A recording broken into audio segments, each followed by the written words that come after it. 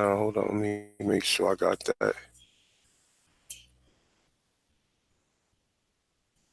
This on. Hold on, let me see something.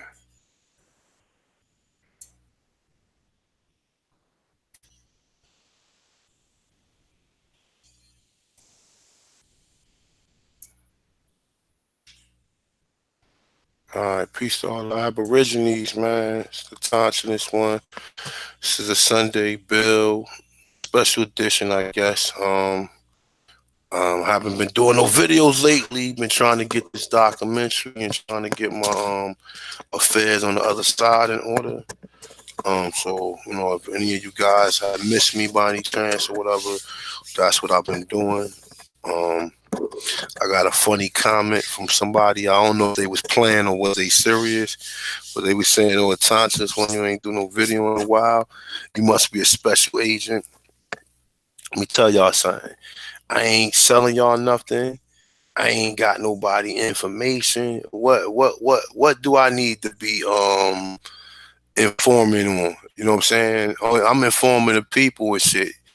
Well, what you think the government got me lying to y'all that y'all Indians? Because that'd be probably about the only damn thing.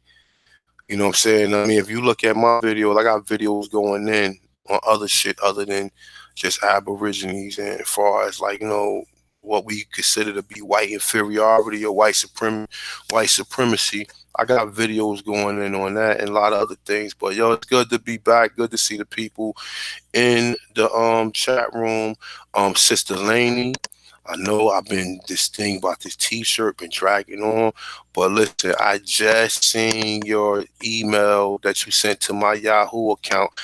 For some reason I must have clicked on it by mistake, but I really didn't even mean click on the Yahoo. When I clicked on it, I seen your name and your email. You sent me the what's the name, like the picture and everything. So I'm going as soon as we get off this live stream. Matter of fact, I got it open right now. So soon as we get done, I'm just click payment information, and so soon as I do this, I'm gonna just take care of everything. I sent you a email too to ask you, is that your correct address before I send it off. So I don't know. I didn't see whether or not Laney came in yet because I'm not on the other screen. But if you is in Laney, just send me the email just to let me know that that's your right address that you sent me for the t-shirt, and I will get that order underway. Sorry about how long it took, but please, from now on, if you guys email me, I had an older email which was a Yahoo account. Um, but everybody know my new email, which is chiefautochthon, CHIEF, Autochthon, AUTOCHTH, at AOL.com. So when you see that, just definitely email me out there. And like I said, I've been doing a lot of like between trying to get this documentary out and trying to get my like I said, my affairs in order on this other side. Got some beautiful videos coming ahead, but for the most part, I just wanted to really try to get this documentary out, even though I was kind of off schedule because one of the persons backed out on me, and in that one state where I was supposed to be going, North Carolina, I was supposed to be interviewing 3 people, which I'm trying to just make one trip down there because I have to possibly make another trip somewhere else, probably like closer to like Florida, to hook up with this chief down there. But yeah, definitely, man. Good to be back. Been trying to work on some things. I ain't gonna say Happy New Year because the New Year ain't into March. So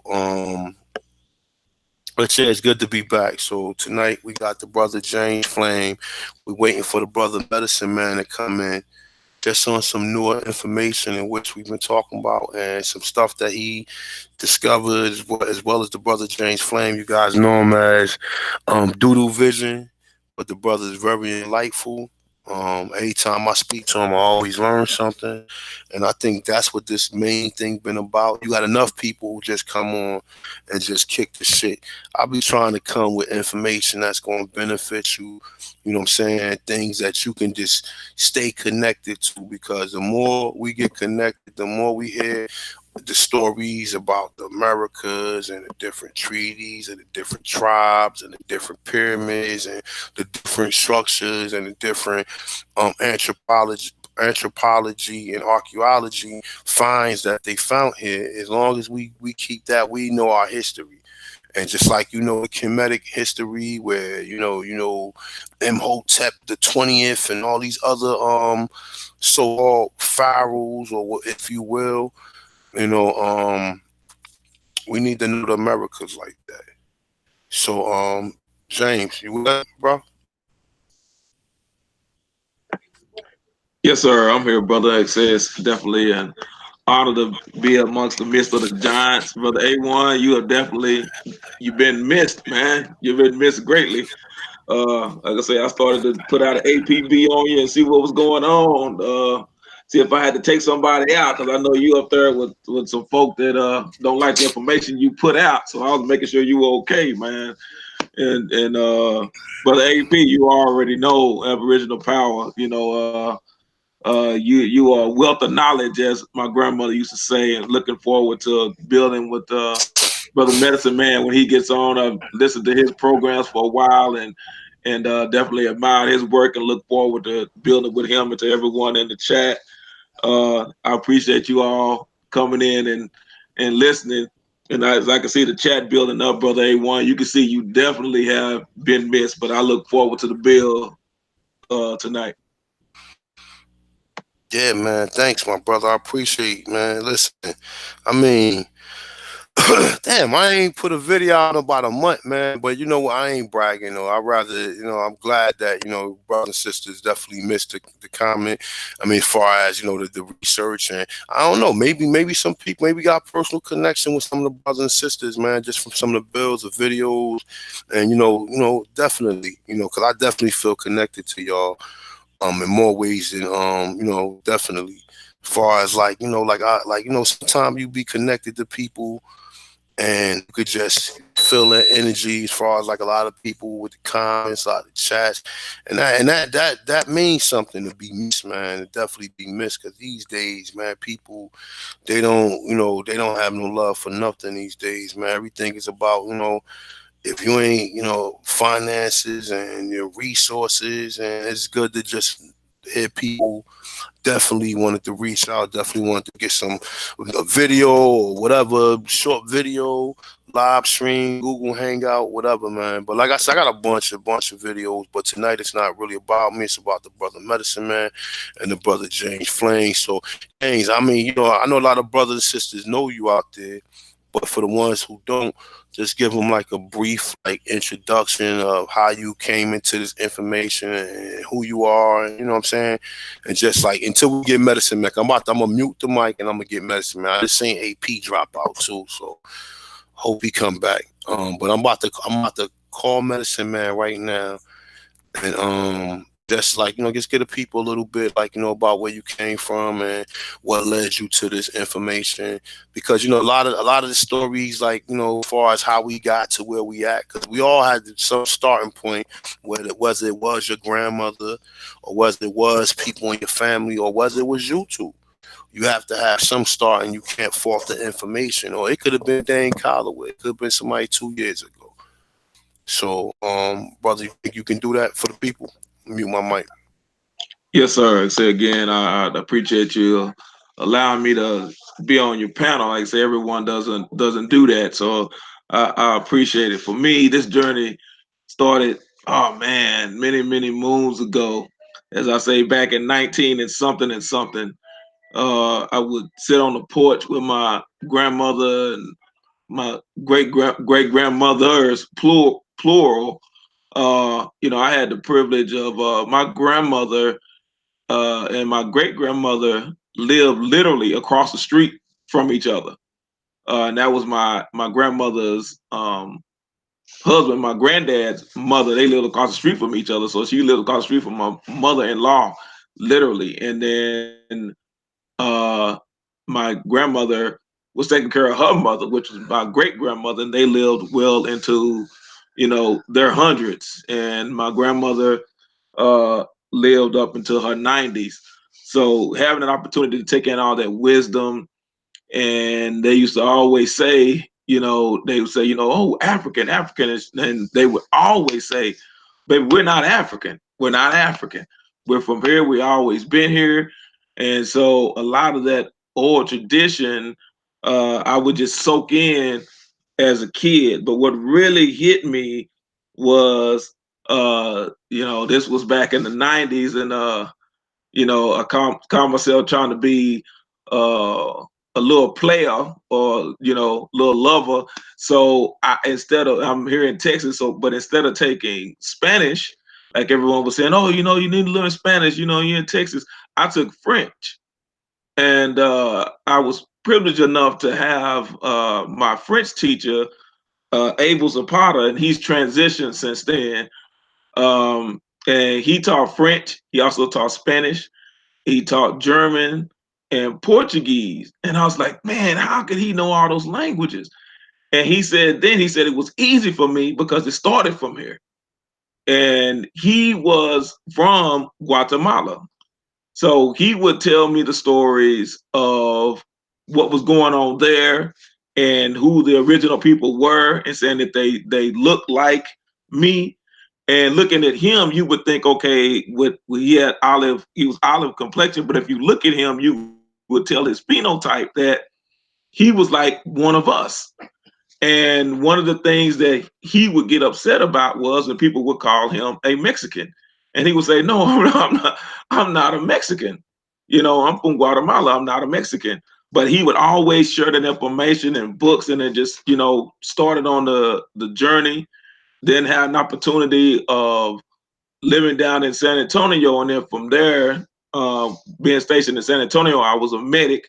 I wanted to put that out there for some of those when we have conversations about, DNA and biology, and they'll sit there and say, "Whoa, but you're not qualified." Well, yeah, because I was there in the lab and spinning the blood, and maybe we'll get into that a little bit on the panel as well.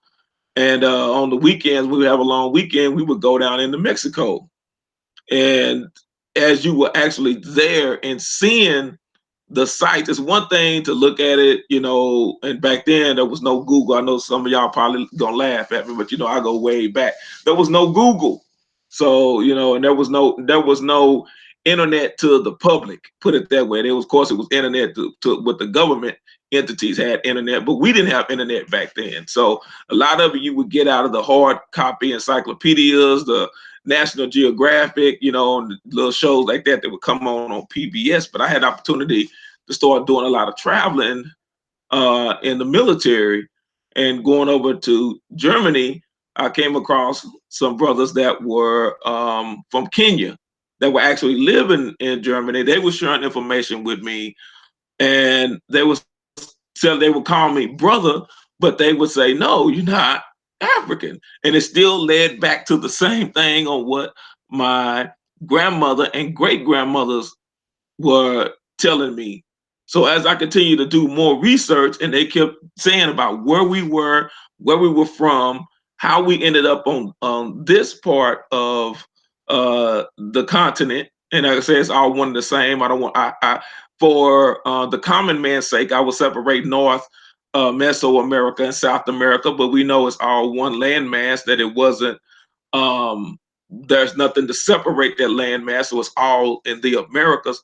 And how we ended up over here, and our people being originally from Guatemala, and how we took that trek from Guatemala and ended up along the Mississippi, and known as what's called today the Mississippi Choctaw, but all the same people, that whole area of the people that fall under the Washita. And we can touch on that a little bit too, of knowing that all of it fall under the what we call the Washita umbrella, which went from Florida all the way into East Texas. So, like I said, that started on my journey. Like I said, it's been a long one, but it's been a joyous one, because it's well worth it, because all of it has led to being a part of this panel tonight.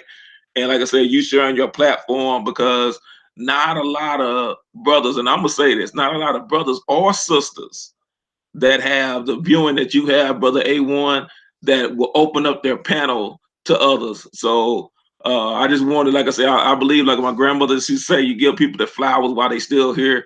So I wanted to thank you for that.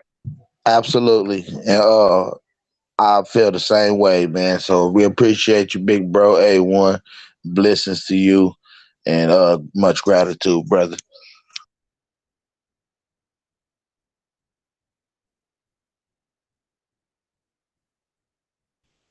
Indeed, indeed, indeed. You get in touch with the brother medicine man.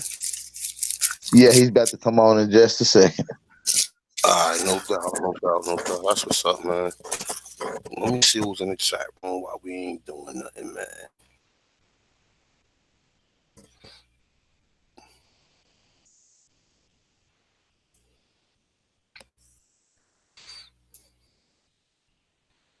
All right, peace to everybody in the chat room. Let me start from the top. Let me see what we got up in here.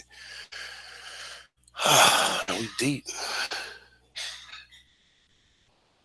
Peace, peace, seeker of the truth, DOT. Cop tribe, seeker of the truth. Um, tribal two knives. Let me see what else we got. Original Copper Empress piece, sis was good. We got Love, we got Stephen Red Clay, my brother Carl. Carl, what's up? I got your email too, man. I just actually get saved all that stuff, man. Um, very interesting though.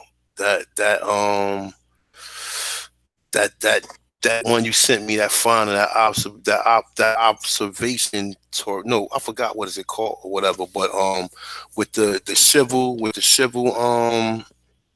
dome. Man, that shit is dope as hell, yo. He sent me a picture of a I can't get the word out, man. You know how you go to the what the fuck is them shit called? It's been so long. Planetarium. You know how you go to a planetarium and they be having like the telescope with the swivel. I mean, with the swivel dome. Maybe having the telescope with the swivel dome. You know what I'm saying? He sent me a picture, something like that from the BC, man. That shit dope as hell, yo. That shit is dope, definitely. I'm gonna definitely be probably making a couple videos on that as well. Um, who else we got up there? Master M, Marshall Fall. Let me see what else we got. Tony Farlaw, Joe 47, Make sure Jason. y'all make sure y'all hit that like button. Make sure y'all share the video. Y'all know how easy it is to share it now on YouTube. And for those that's new, make sure y'all hit that like or that subscribe button, that bell twice, notification, man. No doubt. What else we got? Sonia Mills, Miss Lita Pieces. Um, man, glad to see the family back up in here, man. Definitely glad to see the family up in here. I can't pronounce that first one. Could do ha da so kadu ha da cha. I can't pronounce that, bro. What's up, Paul? Paul? I see that's what it says. Paul. Paul. Lucky One Piece. Yeah, man. It been a second, man. Well, like I said though, we got some videos coming and documentary. Like I said, I'm probably gonna make another push to get these other interviews. Brandon Rogers piece, Libra Sun piece. I think I just seen let me see something. Rena piece. Lee, I said Libra Sun. El Boria pieces. Sonia Mills. What else we got? Indigenous American Leo piece. And then like that's about it. Chief Tainus pieces. Alright.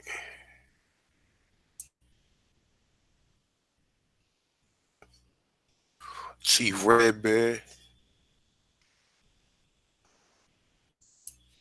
Alright, fellas, what's up, man? What we got going on?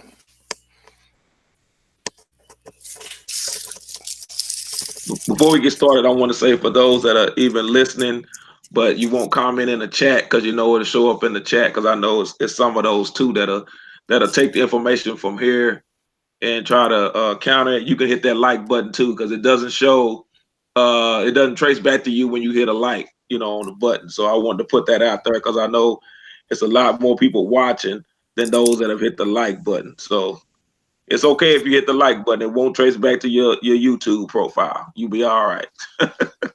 Real agents, right? Yeah, they be lurking. They be in there lurking and shit. Take people information. And Low key learning. yeah, they be lurking. That's how they be. What you got going on, AP? Man, I'm sitting here just waiting to waiting for James to go in and waiting on Medicine Man to come on in, and once they connect, they build in together, man. It's gonna be rocking and rolling, bro. I know that it's gonna be a treat. So make sure y'all get y'all pens, y'all paper out. I'm gonna let the brother James continue to go in, and if I got any questions, just on this dialogue, then I insert, or if you got a question, A1, you can insert. And we're gonna let the brother Doodoo Vision go in, man. Smear a doodoo on the screen for him, man. Yes, sir. I'm dropping pellet or two. Yeah, I was waiting on Brother Medicine Man because even early prepping, we were all kind of touching on the same thing and agreeing on the same thing, and I didn't want to, take off without him. But I'll kind of keep hovering around until he gets in. I know he had to, get some nourishment in his body, and I definitely understand that when you're dealing with a bill. But yeah, I just wanted to touch on that it's a lot of people out there that are actually trying to that may not understand why we take the stance that we do.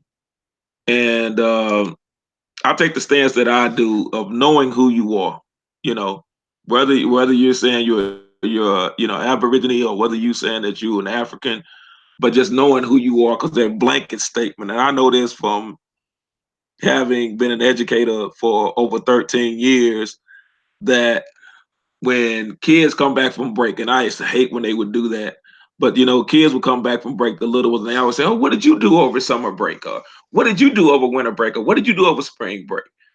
And it's always you hear the ones like, "Oh, I went skiing in Colorado with my dad and blah blah blah." And then you get to little Johnny. Little Johnny didn't do anything because little Johnny's still trying to figure out who he is.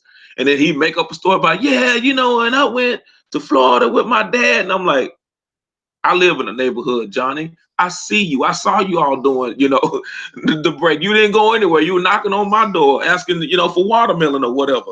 So it's already been proven that when you don't know who you are, the best way I can put it is, and I know this movie didn't get a lot of, rave reviews, but watching Hancock, he was out of control because he didn't know who he was. And when he started putting the pieces of the puzzle together is when he started getting in tune with who he was and who he is. And that's the same thing that goes for us when people say it doesn't matter why you doing this and it's all vain and how's it going to benefit you? One, when you know who you are, you can enlighten others in your community, whether you on the same page when it comes to where you're from, background or not. That doesn't matter. It's discovering who you are, and in that process, you're going to link up with more people that trying to discover who they are and who they were, and you're going to find out you have more things in common than you do not.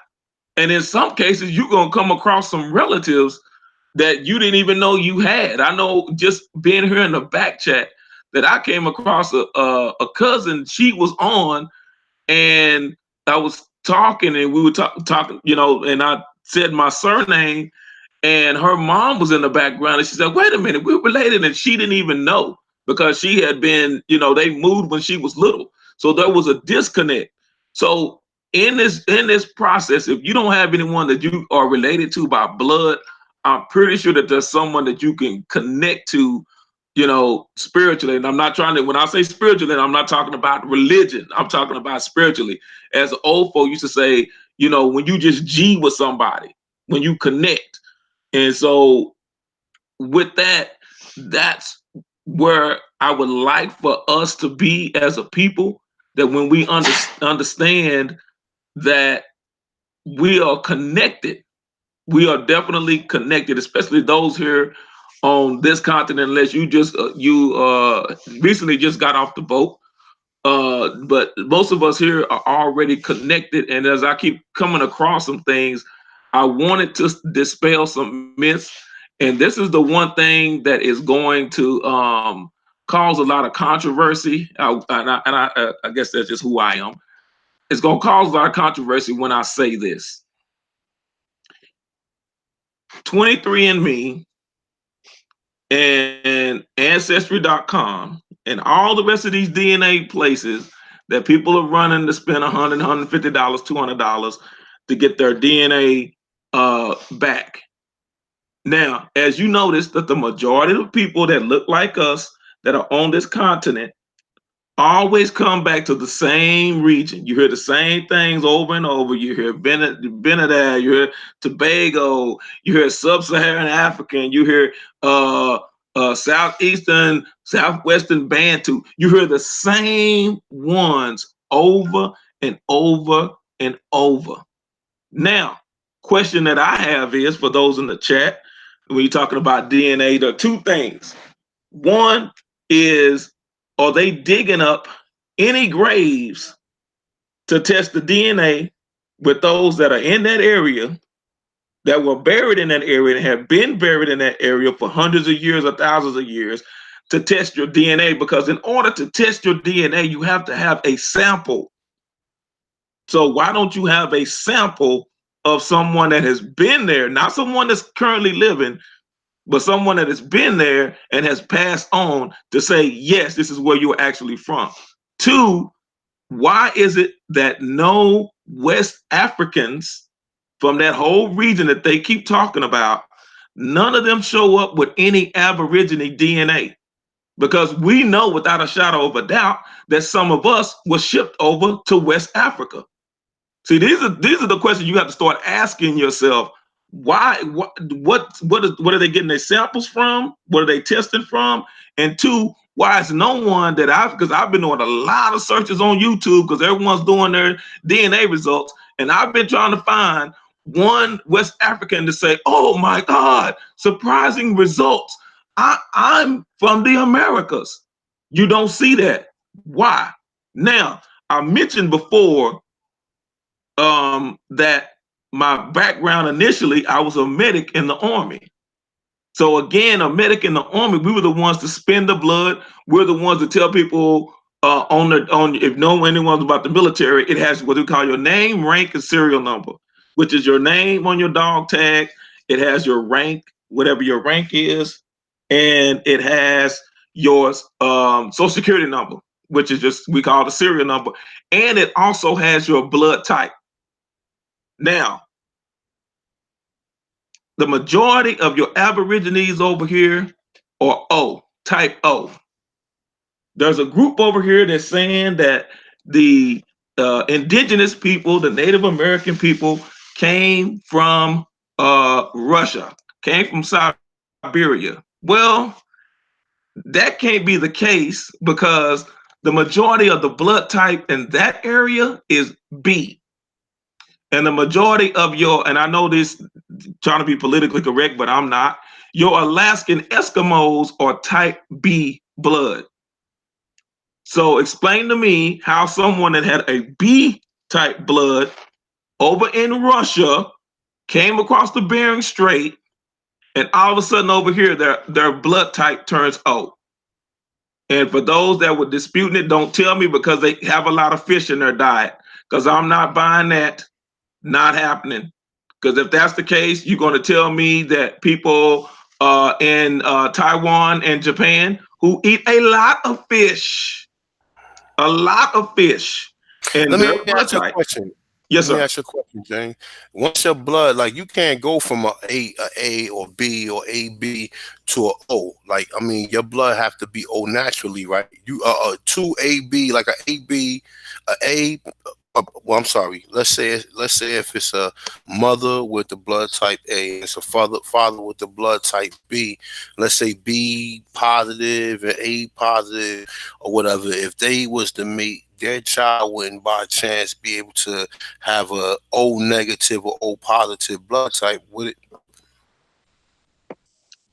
What you have is someone could carry uh what's called an AO, and then if they have an AO, like say if someone has an AO, right, and they mate. Now here's the deal: someone that has a it has to be the um male that has the O type, because if it's the female and it's another blood type, it will reject the fetus, because it's considered as a foreign substance. Now, if you have what's called an AO and you get with someone that has an O, then there's 1/4 of the chance. So if you have 4 children, 1 in 4 could be an O. But the thing about it is, if the female is the O, and say a male comes in, then it will reject that fetus. And so now they give shots. See, I'm old enough to remember when people used to get married, you have to have a blood test. You had to take a blood test. Greeting, brother. I'm glad that you're able to make it in. You had to take a blood test before you got married, because if your blood types did not match, then they wouldn't allow you to get married. It still gets the Wow. blood.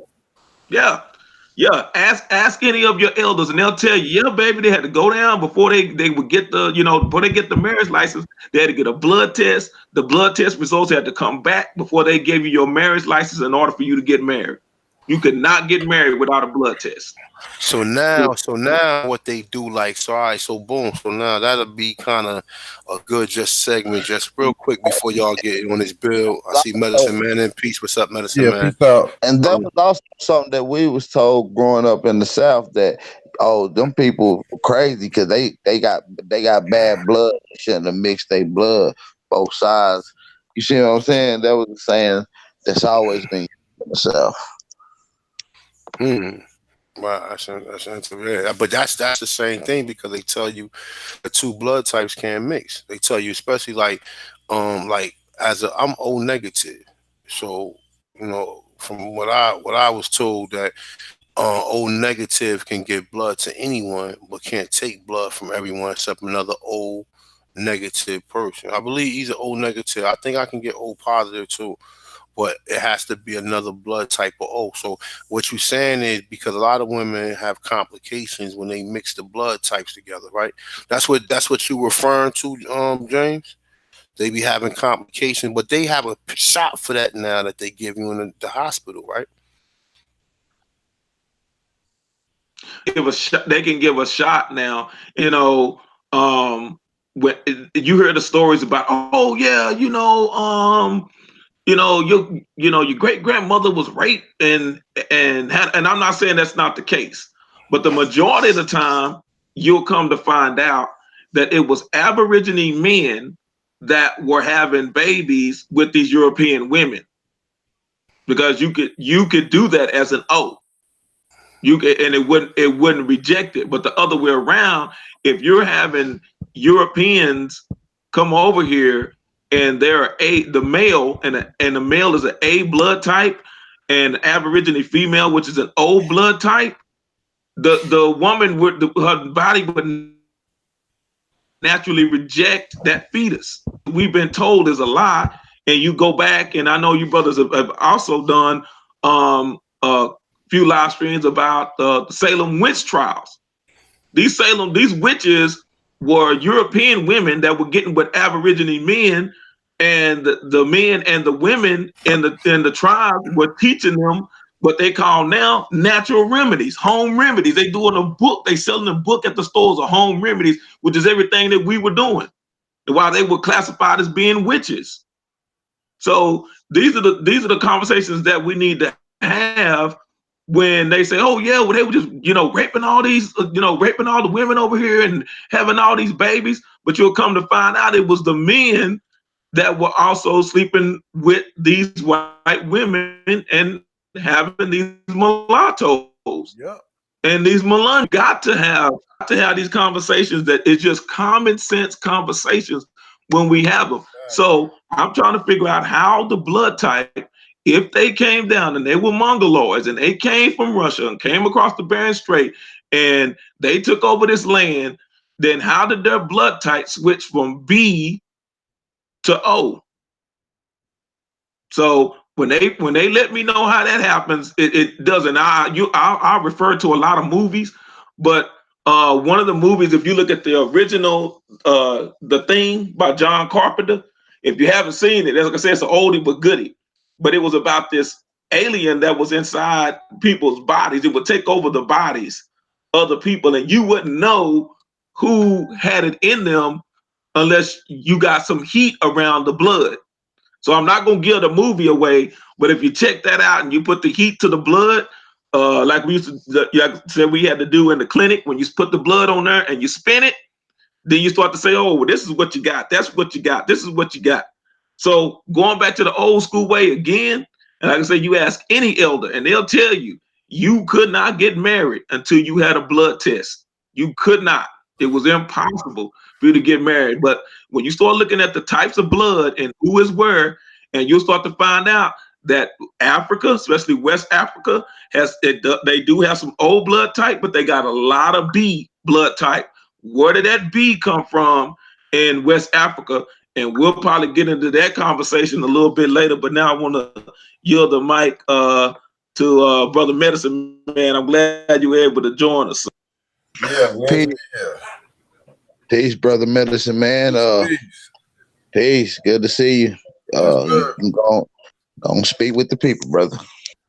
Well, actually, I was trying to see about doing that the share so I could show some things, but All right, Okay. look, medicine man. want- Look, medicine man. Look, yeah, if you look at your screen, right to the left of it, you'll see 4 icons. Like you got to move your yeah, I see what you're saying. mouse. Okay, you see 4 icons, right? Yeah, Now, if you click on the green one with the arrow on it, right. click on it now. Okay, I click on it. It should open up. Let me see. Did it? Okay, so full screen. Let me know. Did you click on it yet? You on it? Yeah. All right. So now, so when you do, it's all right. So boom. So we see Yeah, it now. screen sharing. Okay. So if you look at your icons, right? You look at the first one would say share entire screen or your Right. application, what app you want to share. So when you want to share app, you have to individually do it. If you share the entire screen, that means that whenever you can just go from the Google Hangouts to online and just pick up. I mean, just Google something and it'll be showing to the people. Like I can see your book right now. That book you just had. Oh, you can see that? All right, look. Yeah, you want to show that? That's what you want to show. Check this out. So you can see this. You can see this book right here. Yeah, I can see that. Peru, Mexico, the historical researchers. Everybody can see that. You can zoom Yeah. in on it a little bit if you want to. Yeah, I'm just saying if you can see it. So you can see this. Yep, we can see Yeah. everything. Okay, well, Yep. good. Well, I'm good then. Yeah, you in the game now. You in the game. I'm good then. It's all gravy, baby. Let me see something. Let me see. I think something.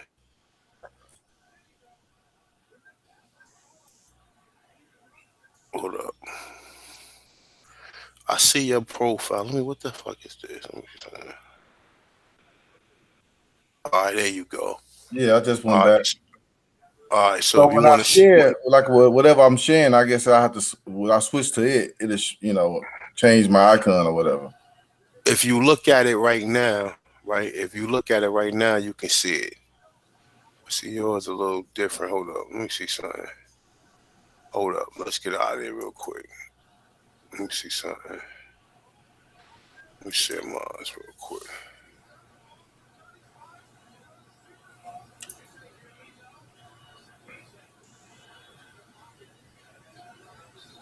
Let me see.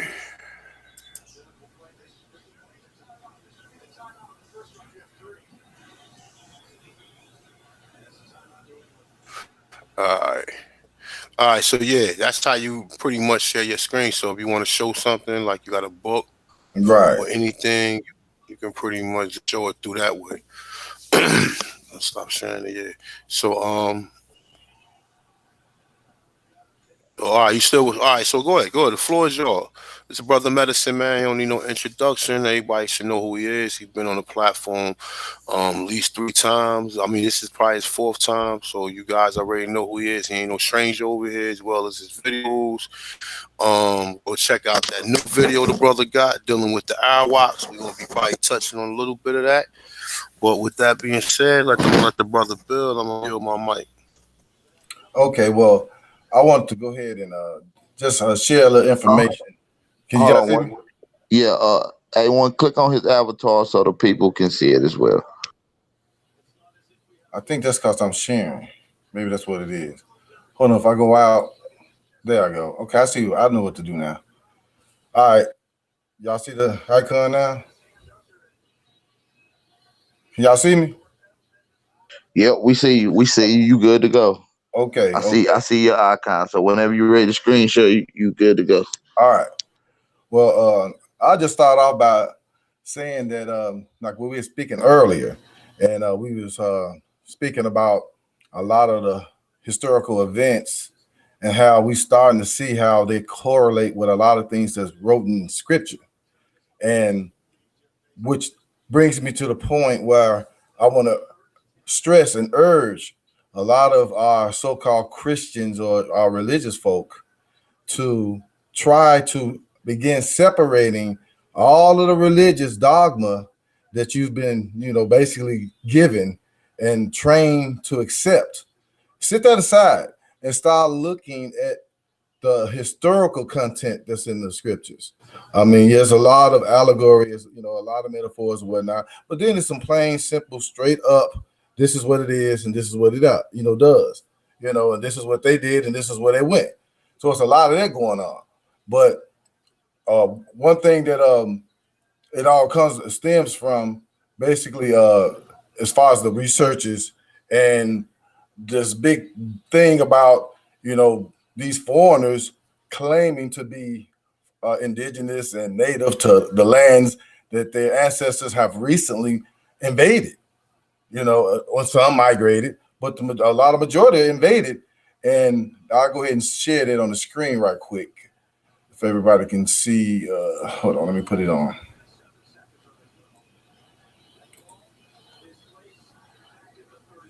See if it pop up. Okay, here we go.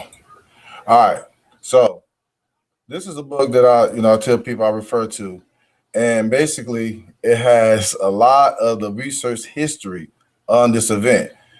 When they telling you, oh, our ancestors been here, well, it used to be when I was younger, it used to be that, 30,000 years. Then it went from there to, about 25 to 23,000 years. Then it went to that to, 15,000 years. Now they tinkering right around 13, 12, and it's getting down lower and lower and lower. The reason why is because they cannot find fossil remains to substantiate these claims. And when you look at the historical researches and the records and accounts, then you'll see that the people themselves and these historians of these times put together this information. They were basically being very specific and straight up about it. Let me show you a little something just to give you guys an idea. I'm trying to find, what was it at? I had it earlier. But it tells you about who they are, and here it is right here. Okay. This is what basically is a prelude to what I wanted to go ahead and get into. But right here in the book, it goes into basically telling you about the tribes that came from Mongolia, who they were, and how many it was, and basically their customs, their rituals, their traditions, and it speaks of right here it talks about the Tuscalans uh, arriving in Anahuac with the 7 tribes who left Asia in 1178 before the Moguls had become civilized by their Chinese subjects. So understanding what they just said, the Mongol hordes, which were not just only Mongols or the people that now inhabit Asia who call themselves Chinese today, but it was Tartars or barbarian Scavians, and so they are basically our cousins. So it was a multitude, a mix of these people, these tribes, and there was 7 of them that left with under the they were basically under in the armies of Genghis Khan. Keep in mind, Genghis Khan going through what is now Mongolia, or should I say Siberia, which used to be Mongolia, and that area was conquered by it was an area right above it, which was called Tartaria, where the Tartars were, and that area was conquered by Genghis Khan. And so they absorbed that population. Those Tartars became what they call Sioux Mongols or water Mongols. So they became a part of the Mongol hordes.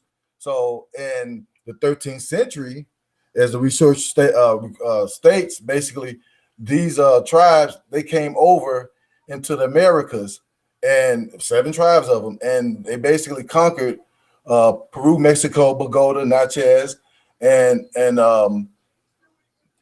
when you look at the original name of the land prior to them conquering it, prior to it becoming Mexico, it was called Anahuac. Anahuac was the name of the land. And when these Mongol tribes invaded and basically was succeeded in what was called the Triple Alliance. Now, the Triple Alliance were 3 Mongol tribes who came together and fought basically the rulership at the time of this of Anahuac. That's how it became Mexico, because they became the major tribe of those the alliance was called the Mexicas, and so the Mexicas basically named the land after them. That's why we call it Mexico today. So I was looking at this term of Anahuac. I'm like, wow. I'm an Anahuac. I was like, I wonder what does it mean? Let me see what the root. I'm always curious, and I'm real big on researching the etymologies of words and origins and where they come from. So that led me to looking up some history behind Anahuac. Come to find out that Anahuac says, well, here is the historical and cultural region of Mexico, the heartland of the Aztec Mexico. So what they're saying is, think in mind now, Aztec right now, modernized version of it is so-called the people of that region, or as time went by, it became known as the peoples in those areas. They called them the Aztecs. Now, the true Aztecs, actually, the people who basically are the namesake of that term, which was basically a term that was applied by a historian back in the 1800s. This is not really actually what they called themselves. This was a term that was just given to them recently in the last 200 years. So those people, or the major players, were the Triple Alliance or the Mongol tribes. But that term became known for those people in that area, in the region. So this is according to the researches that has been done. And when you look at, Anahuac is the name of the historical and geographical region of Mexico. When you look at what the meaning of, and I'm looking at the root, Anaha is the root. So I'm looking at Anaha because the root is in Sanskrit, so Hindu. So Anaha, which is the root of Anahuac, means breathing freely, healthy, and well. So Anahuac, or shall I say the root of it, is breathing freely, healthy, and well. So next I I said, let me see what the suffix is. So let me just start by saying AC as a suffix means pertaining to or similar to. So we got to keep that in mind. Pertaining to or similar to is the root of AC. Go back. And so we want to look at walk. AC is part of that suffix, rather. Walk. So I went to look into the Sanskrit encyclopedia. Or the Not House encyclopedia, should I say. And I looked up the word walk. And it says dry or dried up. And also as it says, and it also means that it is a withered land. So dried up, dried up, and then you see dried and withered right here. So when you put the two together, you have breathing freely, healthy and well, and a dried up, dried or withered location, which made me start thinking, wait a minute, okay, let me look at Mexico. So I went and looked at Mexico, and lo and behold, it said, in a warming west, the Rio Grande is drying up by the New York Times. So I clicked on it because I'm curious. I'm like, let me see what this is talking about. And this little video popped up. And I watched it for a few seconds. I'm like, whoa. And as you can see, the Rio Grande is drying up. Look at the terrain. This used to be all water, all, you know what I'm saying? But now look at it, you know? So I'm like, wait a minute, that kind of makes some sense there.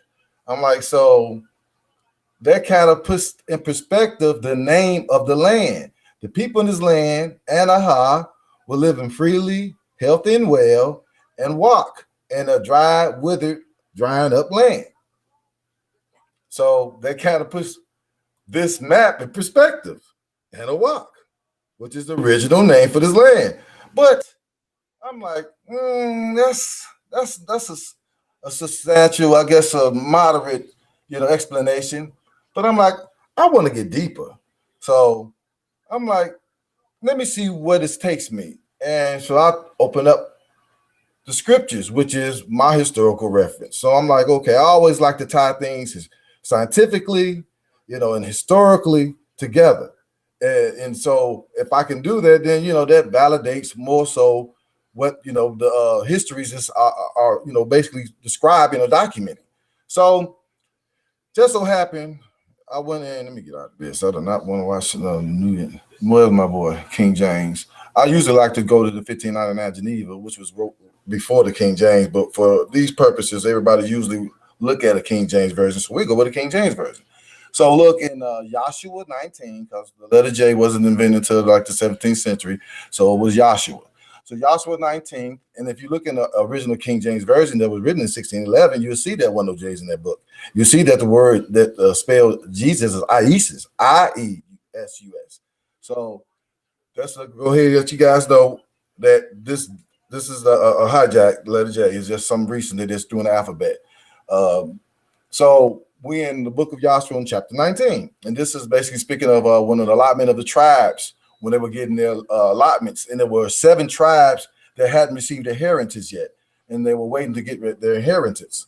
So it goes on from the tribes of Simeon, it breaks it down to the inheritance of the children of Judah, and names them and where they was getting. So, and I'm going far, so forth and so on. I'm scrolling down and I'm reading it and I'm reading it, and I'm like, wait a minute. So we get to verse 16, and it said, this is the inheritance of the children of Zebulun, according to their families, these cities with their villages. And the 4th lot came out to Issachar, for the children of Issachar, according to their families. And their border was toward Jezreel, and Cheshluthloth, and Shinam, and Hephraim, and Shinham, and Anaharath. Bam. It's in the Bible.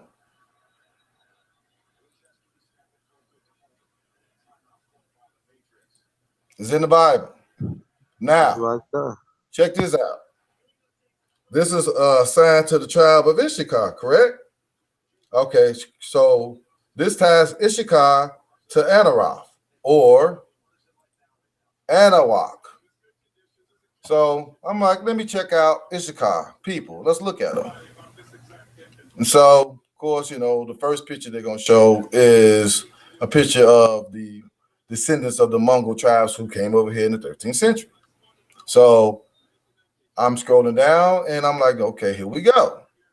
This is the tribe of Issachar, the Mexicans that we don't see, that they don't show, or should we say the Anawakans or the remnants thereof that's still there in the land.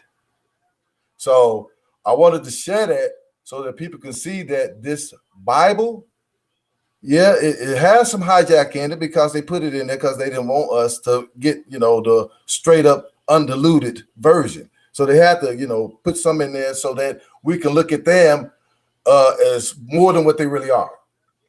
So now, once you get bypass all that, the hogwash and throw that religion out, you start really looking at how this ties to the histories of the Americas. Then you start seeing that some of these lands or some of these names that's in the scriptures are actually some of these actual names of these ancient lands.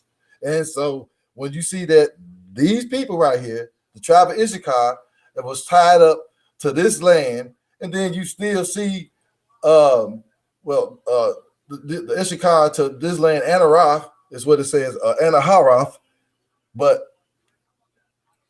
the root Anahak, where is it at? The root Anahah is sacred.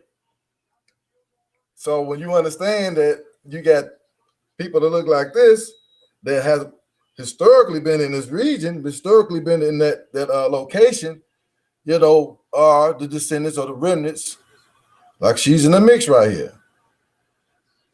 These are the descendants, the remnants of the tribe of Issachar that's still there today.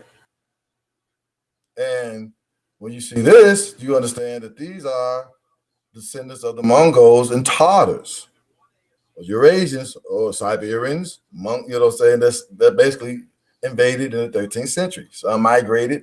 You had some tribes migrated through Alaska and into Canada, and from Canada into the North American plains in the 1400s, around 1450, according to the Spaniard or the Conquistador records.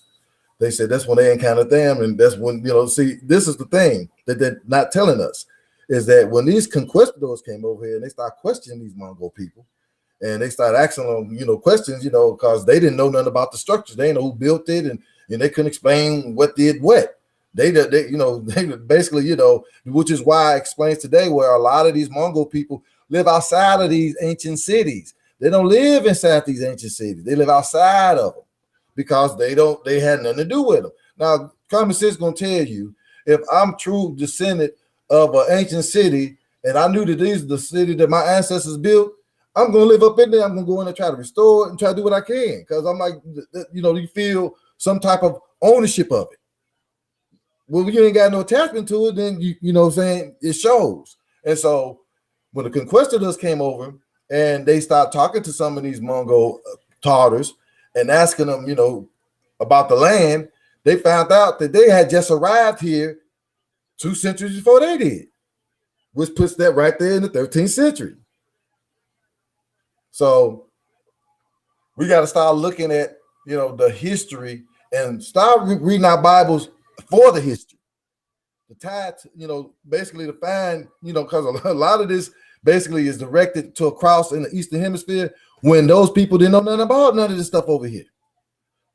They came over and got these histories and basically repackaged it and just went ahead and showed it back to us with subjugation tied in.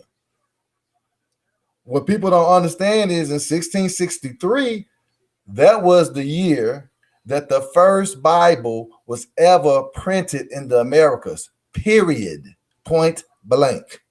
1663. And it was written in the Algonquin language. For 100 years, it was an Algonquin language circulating across the Americas, Christianizing all of the tribes for a century before it was ever printed in English. So you can't tell me that they didn't purposely, for a whole century, try to indoctrinate the people, try to Christianize the people before it's even ever printed in English. These are historical facts. People just all you gotta do is look it up. You know, so once you can tie all this together, you understand, oh, well, damn. This is some histories that they took of ours and put the yoki doke on, and now they call it religion, and now they got us believing this, and we blindsided because we ain't even looking at our history in there. We're looking at how this story that they selling us is tied into, you know, the fairy tale version that they're giving us, you know, to glamorize or, you know, exaggerate, you know, some of the stuff that's in the Bible. So once you go ahead and put that to the side and start looking at, you know, and so descended such and such, and they moved over here and they named this land that. Okay, well, look at the root of that land. See what that leads you to. You know what I'm saying? And maybe you can start tying some of this stuff over here, because as far as I fall into this rabbit hole, the more land or more names that I'm researching biblically, they tie to the Americas. They tie to North, Central, and South America. Period. I don't see nothing over there. I mean, the structure, the landscaping, the topography, none of this that's in the scriptures matches over what they telling you over there. It don't even match. So, I mean, when you understand that the what they call over there the Black Sea was something that was invented like in the late 1700s, 1800s, they bathed that. It's man-made.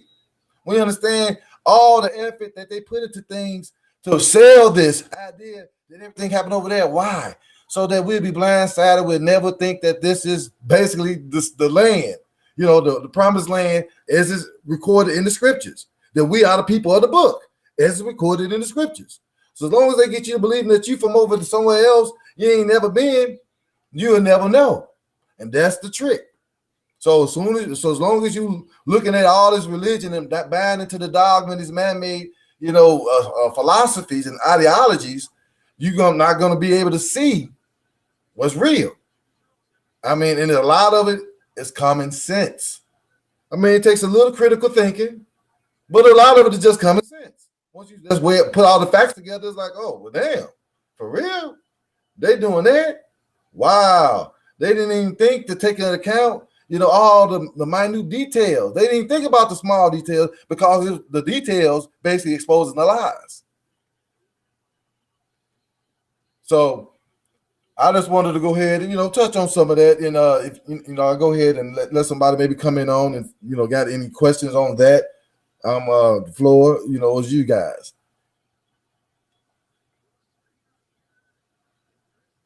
And I click back on over. No, you went in, bro. You was breaking it down. Maybe James wanted to add on to a little bit.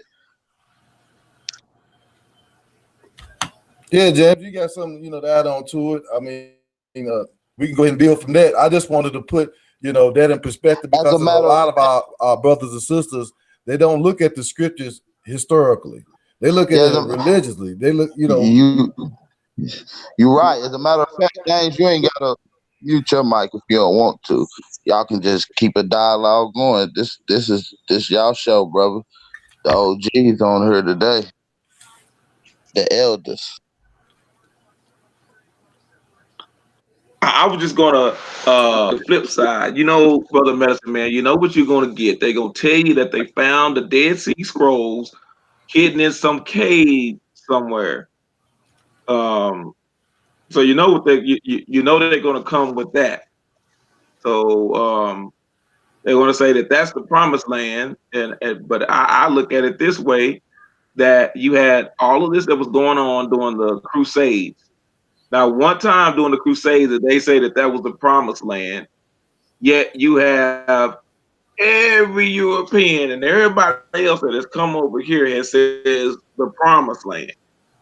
But I just want to see what would your response would have come and say, well, you know what? Because I get that sometimes too. They found the Dead Sea Scrolls, part of it, and they trying to decipher that and put some pieces together. Okay, well, from my understanding, the Dead Sea Scrolls is Arabic. It's not even Paleo-Hebrew. It's not even Block Hebrew, the original. I mean, from what they trying to make it assume to be, is not even, you know, fitting the writing of that era. So they, you know, they basically, you know, a lot of the historians, or even, and I'm speaking about, keep in mind, we ain't talking about nobody look like us. So it's them, you know, bickering amongst themselves. Like, no, that's not, you know, So there's something that basically, if you want to ask my opinion, that's something that they fabricated to go ahead and sell the story that's what they are trying to get us to believe. But when you understand science, their science, when you understand their history, when you understand their research, and when you understand that they have scientists and historians and geneticists and you name it, basically coming across and actually coming public saying that, it's a mutation. That this pale skin is a mutation, a recent mutation that just occurred within the last 6,000 years. So that kind of throws them out of anything that's in the scriptures. I'm sorry, just, you're pretty much, what part of the scriptures, unless, we're speaking of, of course, new scriptures, in the New Testaments rather, or should I, I was right, the new scriptures, the ones that they just wrote in recently when, what was his name? Flavius Josephus, who, aka Paul, wrote in, a lot of stuff in the New Scriptures. A lot of those are letters he was writing to these communities, these countries, to try to say, hey, for us to be saved, we got to go over here and kill these people. And that's the Holy Land over there. We got to go ahead and claim the covenant. So when you understand what was going on, you know what I'm saying? These people thought that the world was going to end in 1650. 1650. This is what they was thinking. So they was in, we got so they in dire straits. Plus the Black Plague wiping them out. So all of these, these are prophecies, so they have to, do something. That's to be real with you, that's a lot of the reason why a lot of basically were taking these oaths. They had these crusaders taking oaths, basically, to go over here, and do, kill these people in the name of Christ. You know what I'm saying? So, and I even got copies of these documents, so it's like, wow. And I'm just amazed that these people wasn't even paying attention to the small details like this, leaving all these breadcrumbs behind, almost like, well, it's obviously that they were careless, and a lot of stuff of what they did, but, it just confirms, all of our suspicions. You know what I'm saying? It's like, okay, wow. So when they say that, that's the promised land, and those people over there now are the true Jews, no, that's a lie. Because the general of the Israeli, when they were formed in 1948, keep in mind this was just a recent place that's just been established in 1948. You know what I'm saying? They took it for the Palestinians, the true people of that land. So once you understand the pact between Hitler, you know what I'm saying, and these people who were originally Germans, they were in Germany. You know what I'm saying? So these Germans who called themselves Jews wanted their own land. And what is the Haversack Pact? I forget the name of it, but it was, you can look it up. It was a pact that Hitler signed with them for them to move all of the earthly possessions to this land, and basically with no harm and penalties or whatnot. And so I'm like, how was the Holocaust going on during the same time this was going on? How is he letting people, how has this agreement been, this pact was signed, but then they saying was a Holocaust happening? Well, that was the smoke screen of that, so they can justify them having to go get their own land. You know what I'm saying? So when you look at history, you see that these people are not who they say they are. The general of the when they first got established, his son on record, on tape, said that they are Ukrainians. They're from the Ukraine. They ain't even Jewish. You know what I'm saying? That they are converts. They converted to the faith in what I think it was the 10th century, I believe it was. They start converting to the faith. You know what I'm saying? So when the scriptures are talking about the Pharisees, they talk about them. These are the Pharisees, the people who claim to be who are not. So when they talking about, that's the Holy Land, I'm like, well, why then is the only version, only copy, only relic, only artifact ever on this earth ever discovered in Paleo Hebrew, scripted and carved in stone, the 10 Commandments in the Americas? Why is it here if that's over there was the Holy Land? Why? You gotta have to explain that to me right there. I mean, explain that away. Why? If that's the Holy Land, why ain't over there then? I mean, it's common sense. Why is all of these Hebrew artifacts been found throughout the Americas? You know what I'm saying? In the back cave stone in Tennessee, you know, you got the Decalogue stone, you got the stones up in Ohio, Decalogue, you know, of the little Moses, you know, encased and Hebrew inscriptions on it with a man with a furrow. I'm like, then you got all of the stones that were recovered, you know, in the caves up there. I forget what the guy who was doing the excavations, but it got a lot of Phoenician stones, Hebrew stones, a lot of, you know. So I'm like, then they try to say, oh, that's fake, that's phony. And okay. You know what I'm saying? Like they said, we are in the age of information where everything that was hidden will start being, that was concealed will start being revealed. So if you don't have eyes to see, you just don't have eyes to see. And like I tell people, the truth is not for everybody. Everybody ain't gonna be saved. Everybody is not gonna, you know, basically see, you know, what is intended. You know, there are some that's put on this earth that are vessels of wrath fitted for destruction. That was their purpose. We got to understand that and keep it moving. And just deal with the ones that we know, you know, saying that got eyes to see, at least that much. And that's what I'm in that mode now. I'm like, okay, if you ain't feeling it, you don't see it, bye. Okay, cool. I'll keep it moving. You know, so, you know, I those kind of discussions I usually rarely get anymore, because once I break down that you weren't even around, then it takes them out the argument. So how could you even claim anything? Well, who are you to even talk about it? How you talk about something you weren't even around to even know about? You know what I'm saying? What are you saying? So I'm like, and I ain't saying this. Your people said this. Your people said that y'all mutated to pale skin 5,800 years ago. I'm just repeating it. So if that's the facts, then what you know? And then according to Herodotus, you guys were, you know, and according to the Alexander the Romancers, you guys were locked away in the Caucasus Mountains. Alexander, according to his history, he died, I believe, in 325 or somewhere around there.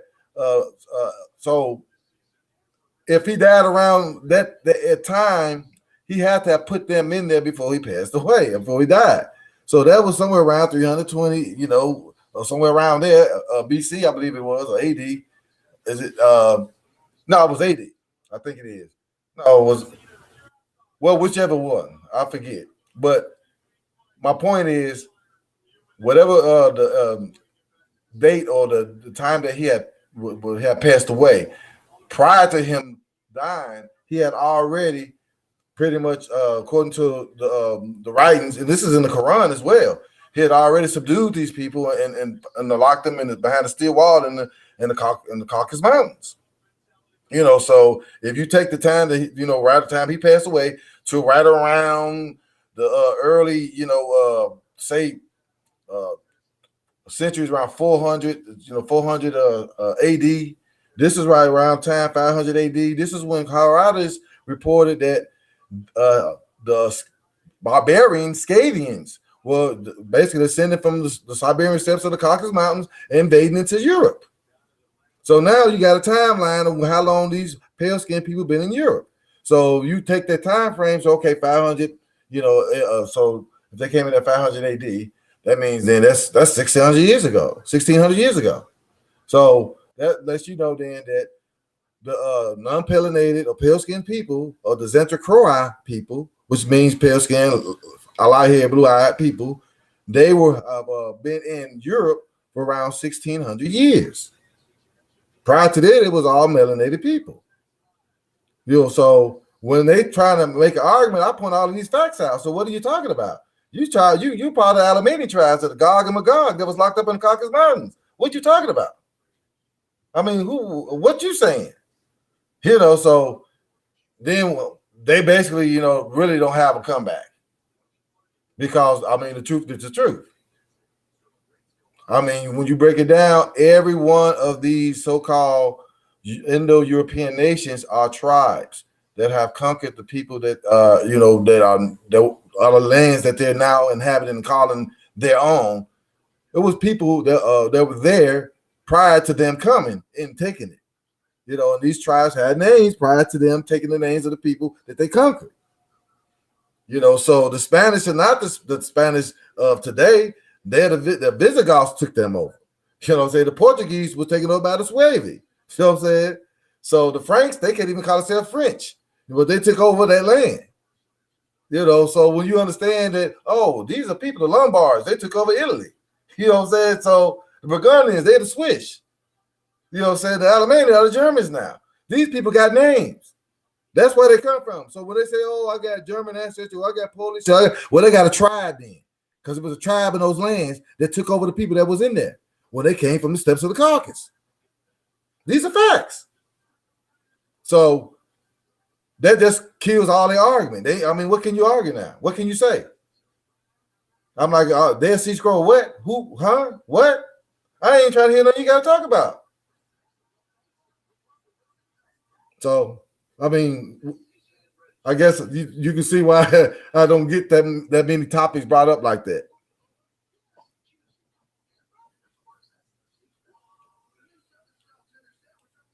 Nah, you absolutely right though.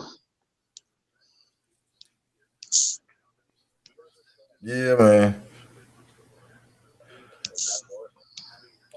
Well, y'all, anybody got anything else you want to add? Or Yeah.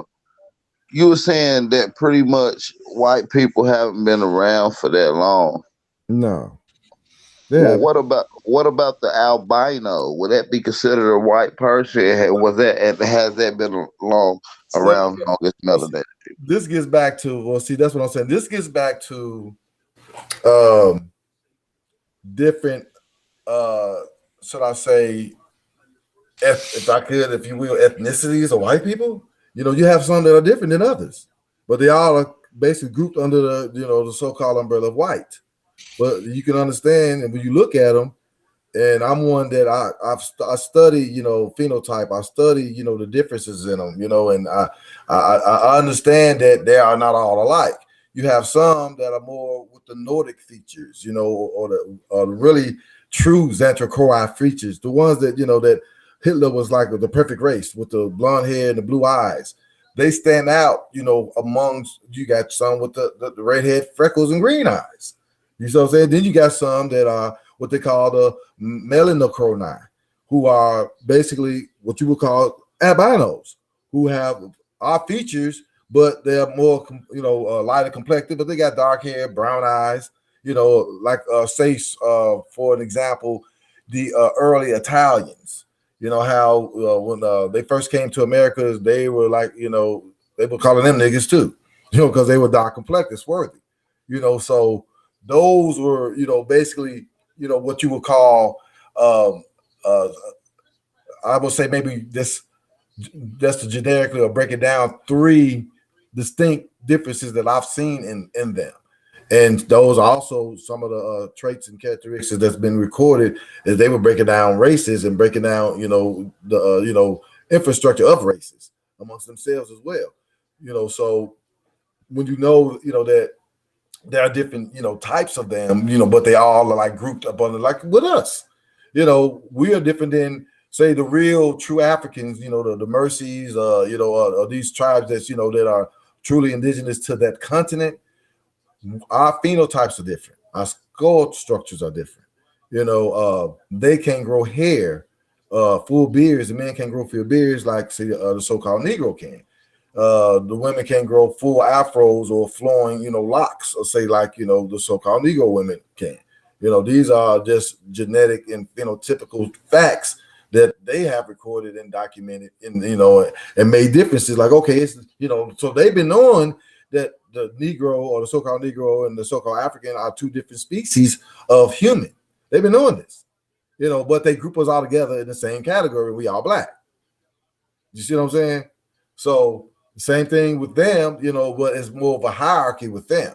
You have some that are, with different tiers. As you can see with them, you got your trailer park trash. You see how they look. Then you see your, your middle class. Then you see your elites. So you can see, once you look at these people who pretty much is the elite class of them, see what I'm saying? And how they basically, for the, I guess the strength in numbers thing, allowed the other ones that were more pale skinned to join, alliance and be grouped with them. but they, look at them, just a little bit better than they look at us. So that's what I was, basically will point out on that. Now you absolutely right, because just dealing with nature, when you deal with nature, nothing's of pale skin or whiteness is natural according to nature. It's unnatural.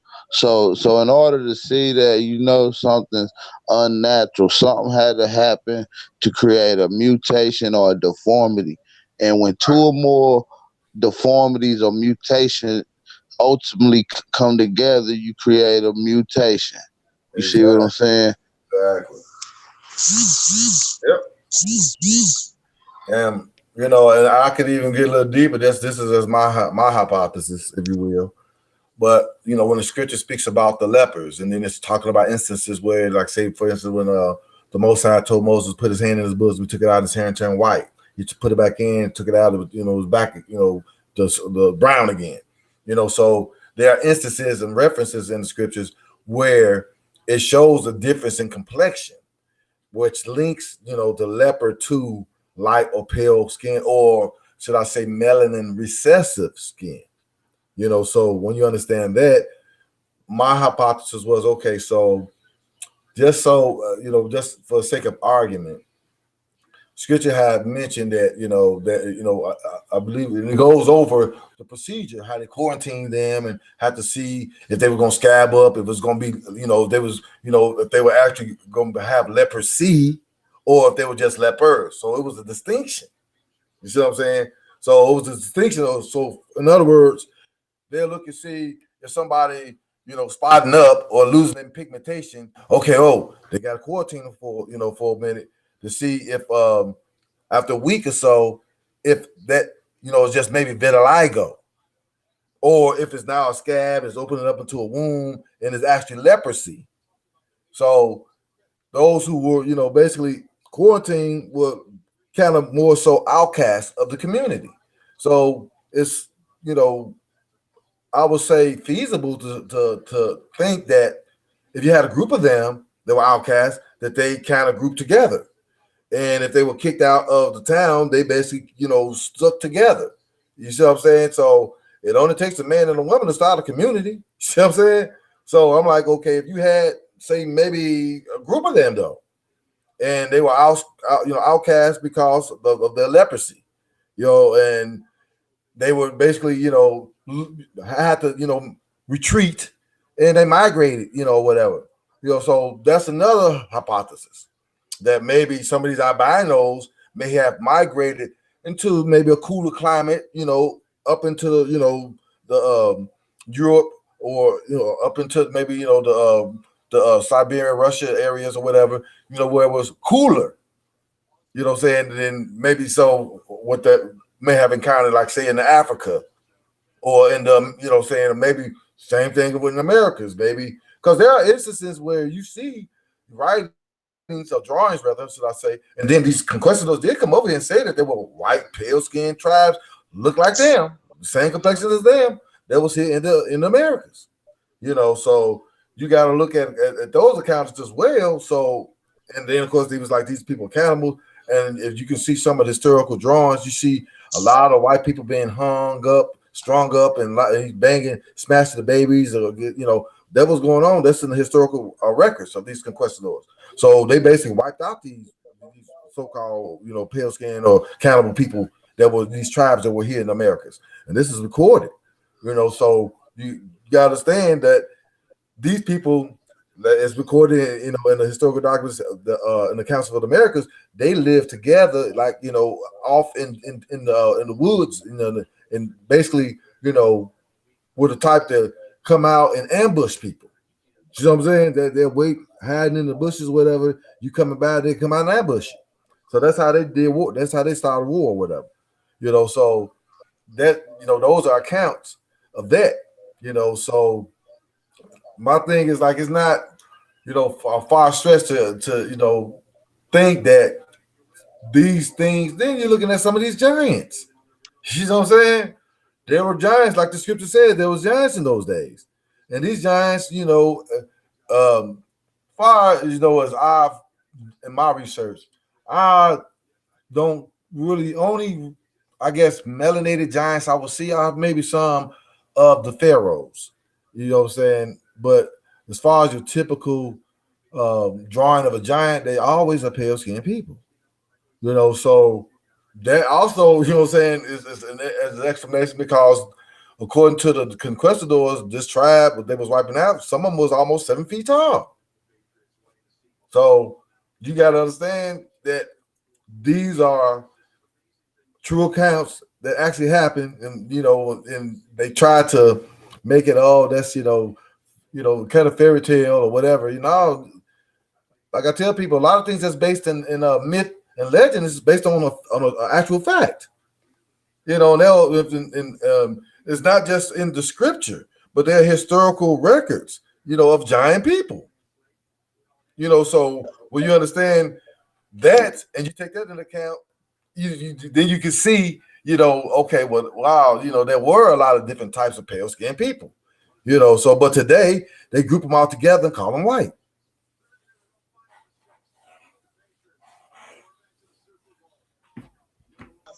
This shit go deep, bro. I know James got something to add on in that. I know James got something to add on to that. Or the brother A1. James. He done muted his mic. He probably got it. Oh, I'm sorry, brother. And I was some technical muted it, but it was been some technical difficulties. And you, brother, I wanted to go back and touch on a couple of things you were mentioning about the different types of people that were labeled as white, just like they have the different types of those of us that are labeled as black or Negro, and they want to say we're all Africans, and that's not the case. It's far from the case. But when you were talking about the different groups of people, and I saw some in the chat was saying that too, about those that suffer from albinism versus those that what we call today as white. And the best way I can sum it up is dealing with the comedian Eddie Griffin when he said, two black people can get together and make a white person's call an albino, but two white people can get together and make a Negro I know. So that is, and so someone could be an albino. And they could be what they would call as melanated, and but they could be an albino, and they could have a I don't want to say a regular child, but they could have a child with the proper melanin. But two white people cannot make someone to look like us. Nah. And their phenotype is totally different. And all the ancient ones, this is why I want to get to those that say that they're into science and they into the ancient science, but ancient tribes always talk about these giant bearded white men. All of them, not one didn't mention these giant ancient white men. Every single one of them. Facts. So it can't be a coincidence. So now you have to turn it into your possibility into a probability. This is probable. It's not, people say, oh yeah, but every single one of them talking about the same thing and give the same description. And when you mentioned before, brother, and like I said, you and I hadn't even talked about this. When you mentioned before about the invaders that came down, the Mongoloids that came down, you will read about an influx, a great influx of two different peoples. They had always gone back and forth because there's really no separation between either side of the Gulf Coast. So whether you're in Mesoamerica or you are on what we call the Delta in North America, they were all one of the same because they would just go, back and forth. But those that permanently left that land, the majority of them left that land, and you'll find out two different groups. One was the Choctaw, and the other one was the Yamassees. So when you look at those two different groups around 600 years ago, they left, and the Yamassees stayed. They were, of course, Georgia, the Savannah area was theirs, but the people left what we call the Yucatan. They left that area and didn't come back. Same thing with the Choctaw. It was always back and forth, but they left that area when those invaders came, and they didn't come back. And you'll read about that dealing with the red stick wise men with the Choctaw. They left that land when those invaders came. Everything shifted. And even today, when you do more research and you find out who the Incas were, the Incas were that group. Those were the Mongoloid invaders, because you'll look at the original structures of the people that were there, structures that the so-called Inca did. What they did, they built a civilization on top of a civilization. The structures aren't even the same of those that built the temples and the pyramids over there in that region there. Those aren't the same people. And those are some of the people, like you said, that the conquistadors encountered, and they couldn't tell you who built the mounds. It's the same thing of what you have over there in Egypt today. The Arabs can't tell anything about what took place. They don't know what it was done for. They don't know. That's why they digging up everything over there, just like folks digging up everything over here. You got people going around and doing the hey, which we never did. Our dances are closer to what I would say closer to they are. It's sea walking. So when you look at sea walking, what they do on the West Coast was the same thing that our people were doing, the dances. When you look at the dances that these people that call themselves Native American and Indians today, they are doing dances that they were doing in Siberia, and then the next group came over, the Polish and all the rest of them. Listen to that music while you listen to them do their chant and their dance while you listen to Polish music. When you listen to them doing the polka, just go ahead and get your accordion and get it out and start gigging, because that's the same way they dance over there. The same people that you're talking about. We never dance that way. Right. Never. We are two different groups of people. Always have been. And for those that want to sit up there and they can get chicken booties all in their lips and get all these injections to try to say that they were the people on these statues, and they are not. And you still got the 7 locks on the back. The sheep people, which are us, they still haven't talked about that. They still haven't talked about what we deal about. Chilango is a word that is used in Mexico, specifically Mexico City. And when you look up Chilango, it talks about those that were indigenous, those that were aboriginal, and it also means that they had kinky hair. Chilango means the kinky hair. And when you go to Mexico City, around that area, because again, Mexico City is a city built up on top of a city, but on top of a city. When you go there and you start talking about Chilango, they start talking like what we talk about is ghetto, so-called slang.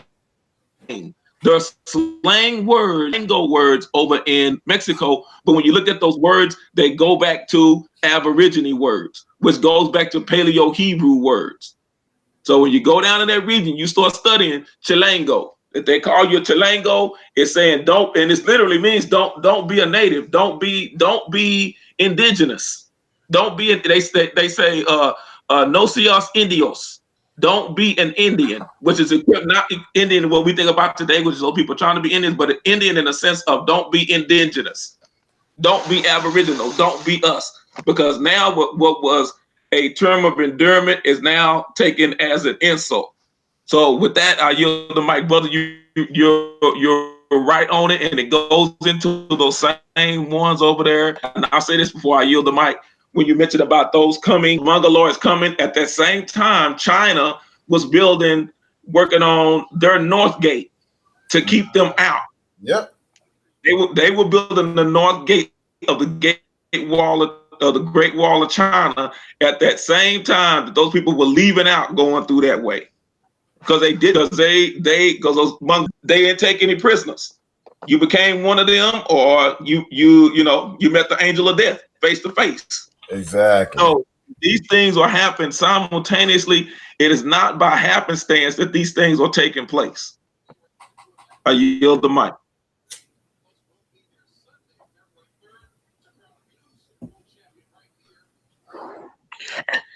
And yeah, you right though. You know what I'm saying? So, you just gotta break shit down to a certain extent, you know what I'm saying, when it talks about, you know, even from the Egyptian or the African point aside, some of their linguistic documents states that the science that they got for the pyramids came from the West, and even giving as far as credit to calling the people I'm a she, and you brought up the she people, and that's credited in the pyramid text, or what you would call a Kentel Mentu, and it goes into detail how they got those from the people that they stated I'm a she, or those are the pure most Westerners. It's actually pretty deep. Yeah, I appreciate that, man. That was a decent bill right there, man. It was a lot of information. Um, Damn, yeah, that was definitely some good information though. But let me ask you a question though, 'cause I think James just made a good point. Um, as far as what you were saying about the Choctaw and the Red Stick Indians, right? The Red Stick Indians also was the ones like the original Cherokees, right? They was the ones that like your Massey. Because I believe all of them tribes are the same. They just had different like clan names or whatever actually whatever however they classified themselves or whatever. But I do know when I was doing I think like maybe a video back, I was reading some research about the Red Stick Indians, and they were saying they was the ones that was fighting against Andrew Jackson. Are you familiar with that?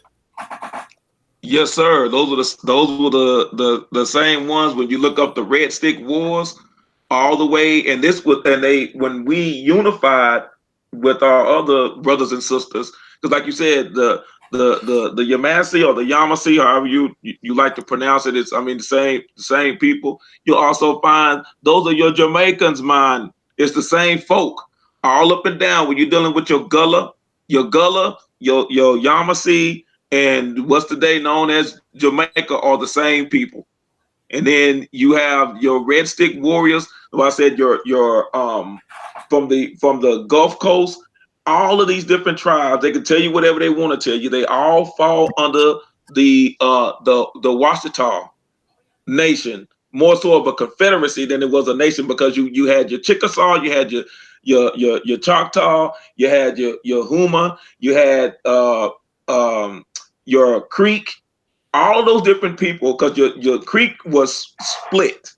And the two groups, you have part that belong to the Yamasee tribe, which, like I said, dealing with the Jamaicans, and your Gullahs, all the same folk. Because remember, there were no state boundary. What we see today, when we look at a map, there were no boundaries like that. So all those that were the Carolinas were Georgia too, same folk, and they got divided up when the Europeans sent their criminals into Georgia to break up what was going on. And like I said, the Seminoles were the confederacy of all of us still fighting them. But when you look at the Red Stick Wars went all the way into what you call into Texas. That's Wichita Falls. If you look up, there's Wichita, Kansas, and Wichita Falls, which is the same as the Washita. Same people, same folks. And when you look up the history of Wichita Falls, Texas, and you find out what's going on in West Texas, they were still fighting up past the 20th century. We were still fighting them. So those are the same people. Like I said, you deal just look up the Red Stick Wars, and you'll find out the battles between Andrew Jackson and the things that he was doing at the time when he was the general. McIntosh, who was a so-called Indian, but he was a $5 Indian. He wasn't even a half breed. He was like a 16th of a chalk. And you know how they would do? They would make them the chief. They put them in charge of the chief, and you would have the separation between what is the alliance with the colonies or the United States at that time, and those are who we truly were. Like, to give you an example, you'll see where it says Chata. We're not Chata. It is Chata, but the relationship or the treaty between the United States and the Aborigines, you'll find that it's Choctaw. People try to tell you, oh, Choctaw is the language. No, it was all one and the same. They changed it. They did the same thing with the Creek. There is no such thing as a Creek. Like I said, you have those that were part of the Yamasee, and those that fell on the other end. That they changed all of these names. Just like when you find up north, you'll find these names like Iroquois or your Arawak. And when you start looking at the Arawak, you'll find out these are the same folk. They just changed your name. They changed your name. They anglicized your name. And now you're thinking like, oh yeah, this is this, and I'm this, and I'm that. It's like, no, it was to split all of us up. So there was no such thing as what we call an Iroquois. That's the French name, because the French came down from Canada and they were the Acadians. And now you know them better in New Orleans as Cajuns. The French didn't come from the South. They didn't come from the Gulf and go up through the Mississippi. They came through Canada and came down. And now that's how they ended up in the land that's known today as Louisiana and all in the Delta. They didn't come from the South. They came from the North through Canada. Yeah. I believe that too. Indeed, because they was all up in the Great Lakes.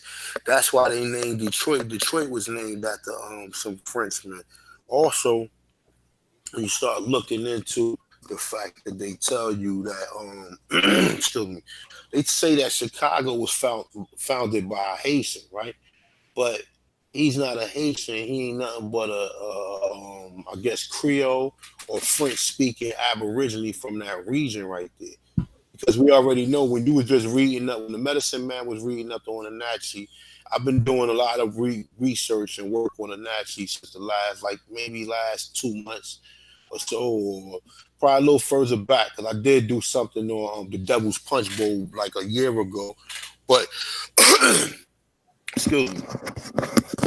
Nonetheless, though, however it go, a lot of them tribes like the Natchez and some of the other tribes that was up Mississippi, I believe some of the Choctaw as well as some of the Cherokee, because they said that that's where they derived that name from Tsauge to Cherokee. You know, there's a couple of different variations that people like to say, the Adiyan Wanya, whatever you want to say.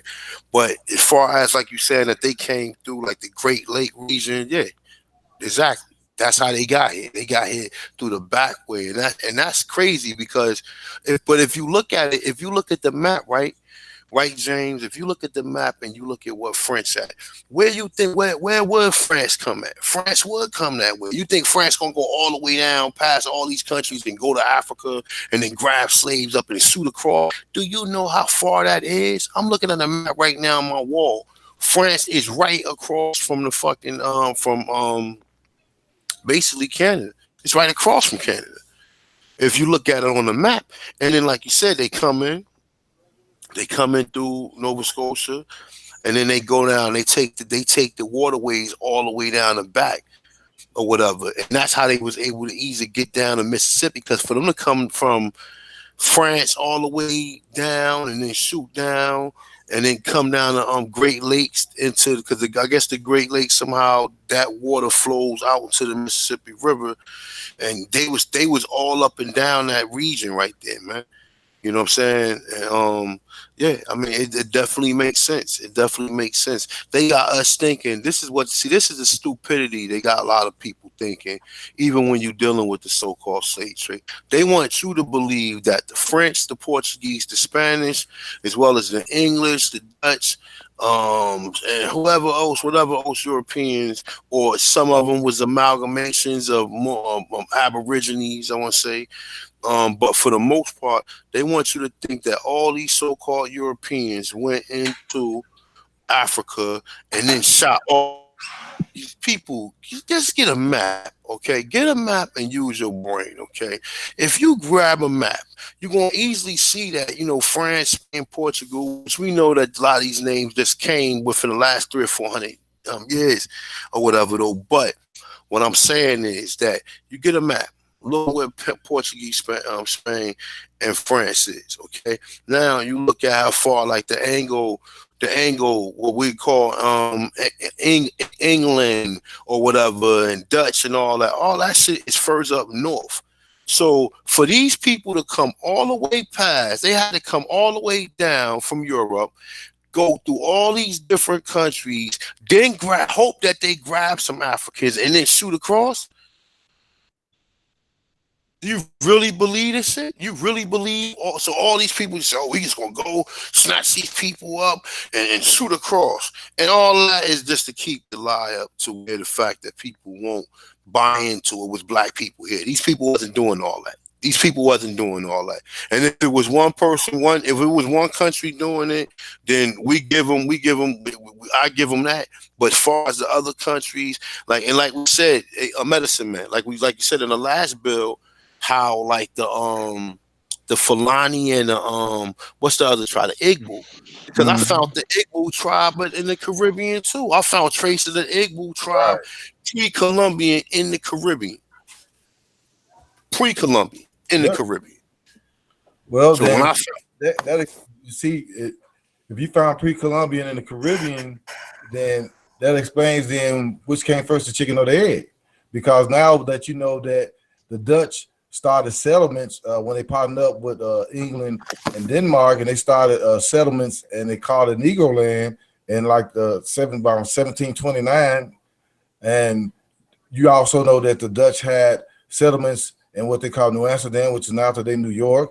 They had them in the Caribbean. They had another one in what they call Brazil.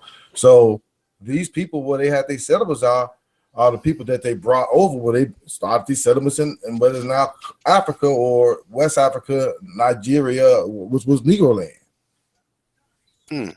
So that explains why. Now you can see why this same culture is in the Caribbean and is over there. Well, somebody came from somewhere first. It had to be an origin. They already got you thinking, but the majority of the people going to automatically think that the chicken came before the egg. You know what I'm saying? And then also what they going to think is this, right? Now, if you look up what region, what colony, see, because this is what you got. This is what people got to start thinking about, right? All these Europeans was not buddy. They was not taking the same waterways. They was not doing the same. They was not involved in the same system as some of the other ones. Some of them had different systems. So for you to believe that they just had they had this cultural system where everybody needs slaves, okay? Because a slave who gonna be able to produce product and you ain't gotta pay them shit.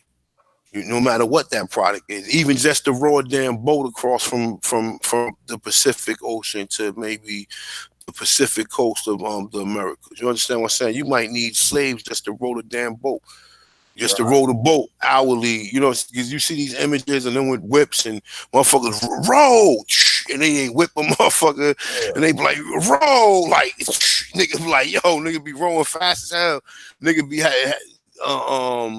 they be fucking arms tied to the damn row. So when you think about it in that perspective, the slave, let's not be naive. All through history they had slaves, and like a lot of people always say, but guess what? We're not talking about all through history. That's wonderful, that's great. That other slaves, okay, we're not talking about them slaves. We talking about the slaves that was here. We talking about us. We're not talking about, when you talk about this stuff, a lot of people are, well, everybody has slaves. Well, listen, I have to be ancestors or descendants of the most recent ones. So it means a little bit more to me than it does to you. You understand what I'm saying? So when we talking about this shit, you have to be correct and precise with it, because like I said, even when we was looking up Goree Island, the French occupied Goree Island, right? See, the problem is with this that the most idiots won't even think about. Well, if the French occupied Goree Island, why don't the blacks in America speak French? You understand? But then they gonna say, well, oh, you know what? The French might have just sold it to the Englishmen. No, that's definitely what happened. Because if you look and see, like I said, even though France is sitting like closer to Africa than Europe, I mean, than like a lot of the Anglo, like Dutch, where Dutch and all that shit is located. It's they real close together, but they are far apart. And on the map, that's hundreds of thousands, that's thousands of miles away from each other. So even when you look it on the map, you can see the different locations. That's what I'm saying. We know these. You know what? Let me just. I don't even know what the fuck going on this map. But according to the image I got, according to the destinations where they say that these places are at, I'm assuming that for them to leave from these areas to get to these areas in in so-called West Africa, they would need hundreds of boats to be shadowing each other. They would have to already have their people, and then they would have to bring them across. But see, the problem is with this, right? We know that the French was only in, like we said, in Louisiana area and all up in the Great Lakes and the Detroit, Chicago, all up in that area, Nova Scotia, all up that way, right? They wasn't on Terra Nova or the Atlantic coast. The English was on the Atlantic coast. You know what I'm saying? Or the British and English, and they try to confuse us and have us think that the British is different from the English. The British is the motherfucking English. It's the same fucking people. You understand what I'm saying? But they try to fool us. Most people are like, oh, well, you mean the English? No, the British is the English. The same fucking people. Same thing. You know what I'm saying? But like I said, for people to think that these things happen in reverse, like we were just touching on how Nigeria, if you do the research and find out, like, okay, when Nigeria became a damn state, that was in the 1970s. Then you go back even further and you see, well, hold up, who labeled it this land? Because these people wasn't labeling the land, they had tribes and stuff. And even when you look at it on the further note, people will be like, all right, well, oh, they named it after Niger. That's what they always try to tell you, that they named Nigeria. They named it after Niger or whatever, and then have you believing that, oh, this is like some pseudo shit they just made up because it's happened to be a Niger River flowing down in that area, though. But that's not right and exact. You know what I'm saying? But like I said, man, look up these states, all these countries, the Gold Coast, the Rice Coast, and all this other shit that they put these labels on to the parts over there in West Africa. Like I said, we know the Gold Coast is in California as well as the Caribbean. Because if the Gold Coast was in West Africa, why don't we hear stories about them going to West Africa first to go get gold? Why would they come here in the 1400s to do it? Right. So when you really look at the history, you just gotta look at it as everything that they telling you is a lie, because they got you thinking that England was cool with France, and then once you get to the understanding that England and France didn't get along. Portuguese and France had their little words too, but Portuguese and Spain was probably the two closest. But they were still fighting over the lands. They had the king had to come in and basically give them different destinations of land what they can take. You know what I'm saying? And also when we talk about like a lot of the like the doomed devices and all that, we talking about mainly the Portuguese, the Spanish, and maybe the French. I always get kind of confused with how did the English come into play, because we know that the English are Catholics too.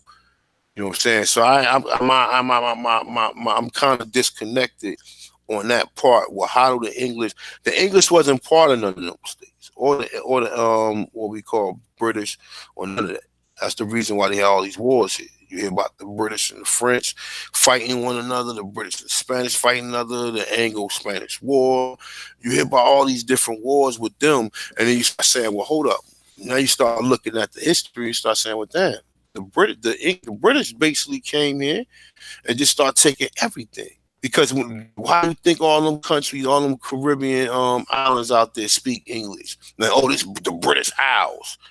because all these motherfuckers was British. Even when they tell you the Revolutionary War was bullshit.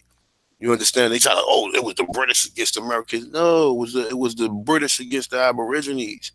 And in some cases, some of the British sided with some of the Aborigines, but for the most part, both of them was British because the Europeans are not Americans. So if they're not Americans, then how was it Watching the American? Lion King. You know what I'm saying? You should have done that. So Even baby fat. for the most part, though, Well, but that's part of that is, brother. No, brother, I was gonna say, brother, you right, and the reason the separation came when the British became Protestant. You know, when they separated from the Catholic Church, and that's what started the wars between everyone else. 'Cause like you said, your French, your Spanish, your Portuguese, all of them, they were Catholic, and that was the battle. And even going back into French Indian War, I know some people are saying that, you know, again, that what we are given was not necessarily um, the truth. And the reason being, I have ancestors that actually fought in the French and Indian War. It was the British were taking over Canada because the French control Canada, which is why you have, you know, French part of Canada, and then you have the British part of Canada. But the British they literally kicked the French out. Came south along because the French were going up and down the Mississippi because of the fur trade. You know, that was their big thing, was fur. So they were kicked out and pushed south, and they were pushed into, like I said, what is parts of Alabama down in the Delta. This was going to be the pushback against the colonies, because like I said, this all started to rebel when the British were saying, okay, we have you to the north in Canada, we can come down on you. The French got upset to join with the colonists, which is why you see a lot of French generals doing the Revolutionary War and then going on into the War of 1812. All of this stuff, you see why certain sides started fighting against each other, because again, going back to the Revolutionary War, the Boston Tea Party, that you had these white people dressing up in blackface, trying to look like us, and pouring the tea out. See, all of this stuff leads back to, like you said, it was us against them, because we were getting it on multiple fronts. Because although they were fighting each other, the one thing that they had in common is that this was the land of milk and honey. This was the promised land, and they all wanted their piece of the pie. And then you had the Spanish to the south. We can't leave them out. The Spanish were to the south. So you being pushed from the south to the north by the Spaniards. You're being pushed from the north to the south by the French, and you being pushed from the east to the west by the British. So we were getting it on three different fronts. So and someone to say that, oh, we just kind of gave over and gave in, not necessarily so. One of the things that I wanted to touch on when you said about these how they came over in the route, it's the same route that you take when you go to Europe today. You go up and through Canada. Your plane takes you up and through Canada, closer to the Arctic Circle, and then you come back down into Europe. I took many a journey on that when I was stationed in Germany. You go up, you don't go with Atlantic. We go up and then we come back down, because that's the easiest route to go. And when you're leaving Europe, it's the same, and you come back down through and through Canada into the United States. You don't go through the other way around. Anybody that's ever been on a boat or a ship, you will literally get seasick. There's no way that you could take those waves like that, especially on a wooden ship. Yeah, you're right. And we have to remember that's the same route that they took when they took us over there. It was going through Europe and then took us down to Africa, because West Africa was a no man's land. It is where it was really their prison. Like I said, I'll give y'all a lot of movie references. The best movie reference I could give you, it was two-part. There was Escape from New York, and then there was an escape from LA. How they had everything just walled off and anything goes, all the criminals, everybody there was a criminal. That's exactly what West Africa was. You dump and you can and Brother Kerry Mayo, I see that he can show you all the books because I have a few, and I'm sorry I hadn't pulled it up because I was transitioning, showing that when they would get upset, when the conquistadors or the explorers wouldn't give them the correct information, they would exit to West Africa. So if that's the place where you gathering up ship over here, why is it a no man's land? Why all these places, the port of no return and all of this stuff, why are the cannons facing inland? Why is that? They're not facing out. Why are they facing? It doesn't make sense. It doesn't make sense. So when you facing not inland, I'm sorry, not facing inland, they facing outward, facing toward the sea. Cannons facing toward the sea. If my family's being kidnapped, I'm coming into the land to try to get them back. So why would the cannons not be facing the land? Why are they facing the sea?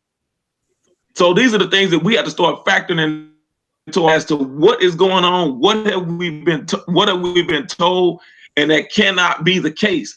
And the reason why the stronghold is they took all of the east, because at that time the Portuguese and the Spanish, they weren't interested in that territory because they were saying it was all marshland. It was all swamp land. So they didn't. That's why you don't see Portuguese. You don't read about the Portuguese being on that portion of the United States. You read into Mesoamerica and South America, but they don't have really dealings with what we call North America. And the Spanish, they stayed on the Gulf coast of the Americas. They wasn't interested in going because they were like, this is not conducive to the promised land or what we need. You think about Ponce de Leon and all the rest of them looking for the fountain of youth. They were stretching from Florida all Mesoamerica, South America, and going into on the Pacific Island. About going up and going in, or that it was the French and the British that were coming that way. The other ones didn't. I yield the mic. Yeah, that's a real decent information, man. And that's like I said, that's the way you got to really pinpoint it on how they was coming through, which locations they was taking, which areas they was taking, how they was coming. Because that's the $1 million question, is how they was exactly getting in here and what routes they was taking. Because ain't nobody going all the way down from Europe to North Africa and then shoot all the way across a fucking ocean. It doesn't make no sense. And if anybody with any common sense will know that is kind of impossible. That's why he said like they was able to take you from Canada across to Europe, because it's easier and the waters are more at the top of up there by Canada. The water's frozen. So the water is more, is more, the ocean is not as violent and rough as the Atlantic Ocean is. When the dad died, So she was like, oh, his daddy died. And she's yeah, but I definitely enjoy you brothers coming through. Man, this was a nice build. I'm gonna holler at you too before we once we get done with this broad screen, A1. But yeah, man, A1. I'm telling you, this was a classic build with the brother James and the big bro OG Medicine Man. So y'all make sure y'all go subscribe to their channel. Before we close out, brother, I wanted to add this too, because I didn't want to leave this out. And again, I'm not politically correct. It's now 11. So if people can get upset, they'll get upset. But we were also being pushed from the west to the east, and I saw that in the chat, and I thank you for that reminder. I don't know who did it, but shout out to the person that put in there, by the AKA Plains Indians. And when I say the Plain Indians, those were your Mongoloids, which were your nomadic people, because they lived in teepees. We never lived in teepees. Thank you. That's what you see on these cowboy and Indian movies. Oh, they living in the teepees Thank you. and running crazy. Those were bungalows. We didn't live in teepees because we dealt with agriculture. We never were roaming around all over the place like that. I just wanted to say that. Now, I yield the mic. I appreciate you, gentlemen. I do. I wanted you to respond to that though, but you know what that is, because by the time they show you them movies, that's like the late 1800s. They done been here on the East Coast since 1590. They done been in Virginia since 1585. So they paint the picture that, oh, them same people that they show you running around in the desert that's being chased by cowboys are the same people they encountered in Virginia, North Carolina, different parts of the Northeast. They want you to believe it's the same people. You know, notice them movies always take place in the wilderness, in the damn, like, you know, in the desert, like Navajo and all that region. And you see them running across. They always talking about West. They always talking about going west. You always hear in these cowboy movies going west, moving west. You know what I'm saying? And you always, that's the key word, because at that point in time is when people started traveling from east to west to take the rest of the land. So definitely, man, I appreciate y'all brothers, man. I don't want to make this video too long. Right. Anything else you want to say, Medicine? Just to touch on that. Well, here's the thing. What I'd say about those so-called Native Americans that was referenced, that actually did drive a lot of our tribes out of the west into the east or closer to the Mississippi, and then the reverse happened with Andrew Jackson signed the 1830 bill and started the Trail of Tears. So a lot of the people that left under Trail of Tears, has settled in what was designated in what became Oklahoma, which is something that they had arranged with some of these Mongol tribes that they had encountered. Keep in mind, the U.S. government didn't encounter these Mongol tribes until 1846. So, when you understand that, they didn't reach out into the West until this time period, to after the Civil War. The Civil War was they pretty much proclamation to, okay, now we can go ahead and proceed with our, basically the domain of the destiny thing. They wanted to go ahead and manifest destiny. That's what it is. Do the manifest destiny thing to go ahead and conquer the lands, and that was when the land runs and everything started. So we got to keep that in mind and understand that these people who they made a lot of these treaties with, that started like around the 1850s, were some of these proxies that they put in place over these tribes. Were some of these Mongols who had just recently got here in the 13th century. So we gotta understand that they did the same thing that a lot of these Europeans, Indo-Europeans, should I call them, had done when they started usurping a lot of these originally melanated nations and countries. They just started replacing the people. Same thing the Mongols did. Well, keep in mind that the Mongols, or should we say the Asian people and the so-called Indo-European or Caucasian people, they're cousins. They're related. These are people that you can trace them back to their tribes, and basically when you trace them back to who they come from, that you can see that they all came from the same region, so when this, then you understand that they just spread across the world, and everywhere they went, they conquered these lands and basically dispersed the people or slaughtered them off, and then called themselves by those people's names. And that's the same thing that some of these Mongol tribes have done, and especially in particular in the West, when they are, claiming. Keep in mind, this is what I tell people. When they came over here, they came from the plains. They didn't know about anything about no corn. Corn was a new crop to them. Corn was exclusive to the Americas. It was only other place on according to the historical researchers, the only other place that corn was known was in Bharat or Hindustan, which is now India. That was the only place, because they have records and accounts of in the 1200s that they got statues, of a Kishnu holding corn in his hand. maize.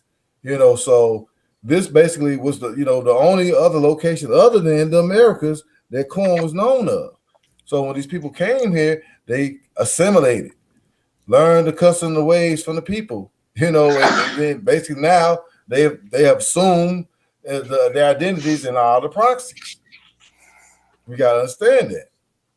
So I go ahead and yield the mic over. Anybody else got to make any comments? I'm just gonna Nah, say, man. Go ahead, my bad. go ahead, brother AP. Go ahead. Nah, I insist, brother. Go ahead. I was gonna say you're right on top of it. That's one thing I can't say that Hollywood would get it right, because those plain Indians are the ones that say, "Oh, buffalo gone, we must move on." We never did that. Like I said, because we lived off of corn. We wasn't just dealing with, oh, if the deer went away, then we didn't eat. It was never that. Like I Right. said, you look at all through there again, and I post the one clip from the movie where they do the song "Hot Water Cornbread." All you got to do is look at Boston. When you look at the Boston baked beans and the cornbread, and down in Mesoamerica, it was the tortillas, but it's still the same thing. Down here in the South, we have the hot water cornbread. Right. They don't those places, they don't know anything about it. Just like today, if you go, I'm not too far from Oklahoma, really, I'm what we call a stone's throw away.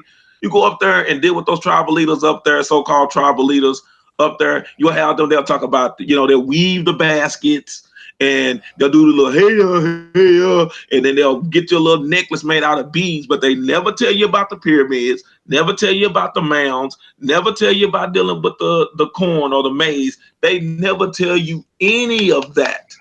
Never. They never talk, because they don't know anything about it and still don't know anything about it. No, And if you want to look at who did what, and people that were working the land, again, it was the pen.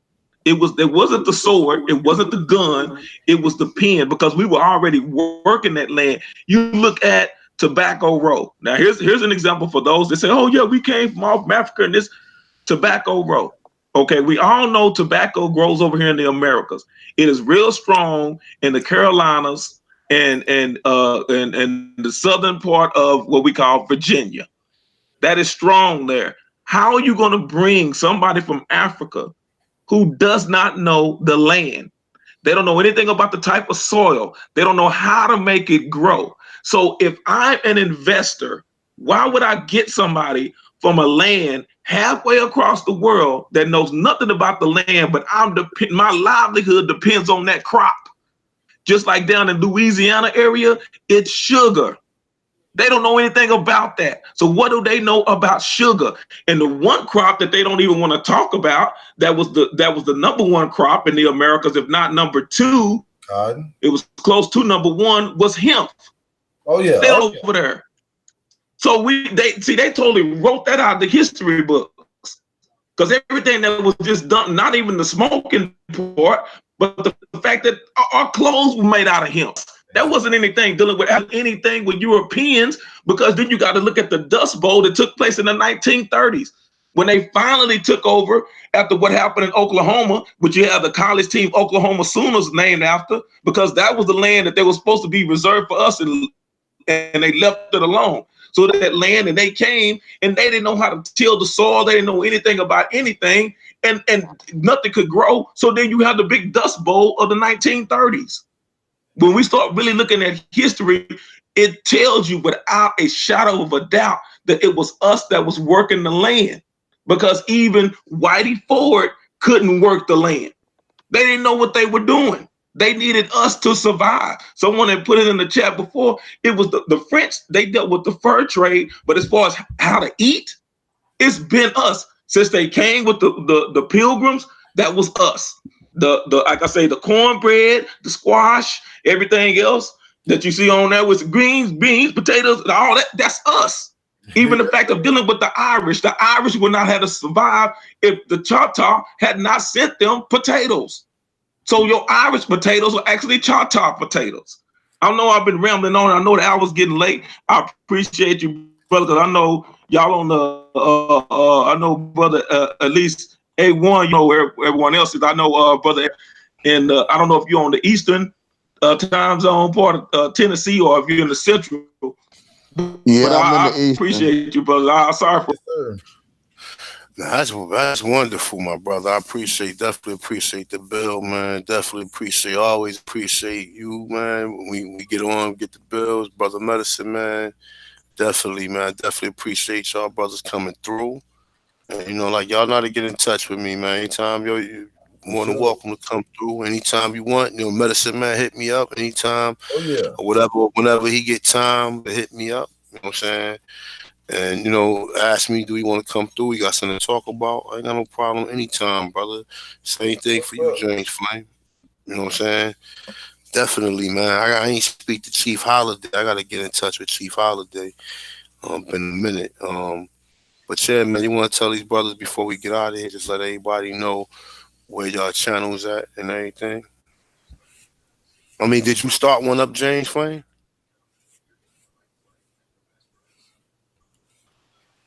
You're You muted. oh, you muted. Oh yeah, I Did you? thought I think I double clicked it. Yes, mine is. I remember because I know most of you gonna laugh out there. It's just Doodoo Vision. As soon as you put in that first doodoo together, it's gonna pop up. So yeah, I got a few on there. I had to start that channel up because my old channel got flagged because some other people whose names I won't mention, I won't give them any shine tonight, decided to flag my channel. Although the videos that I was posting was of them, but it was with me on the panel speaking. So I don't know how that could be in someone's intellectual property when it I should be able to share the content just like they were sharing the content if I was on their channel. So that's why you have Doodoo Vision. It's up and going. I'm keep dropping pellets everywhere. Brother A1, again, like I said, there that have channels that are at your status and they don't just putting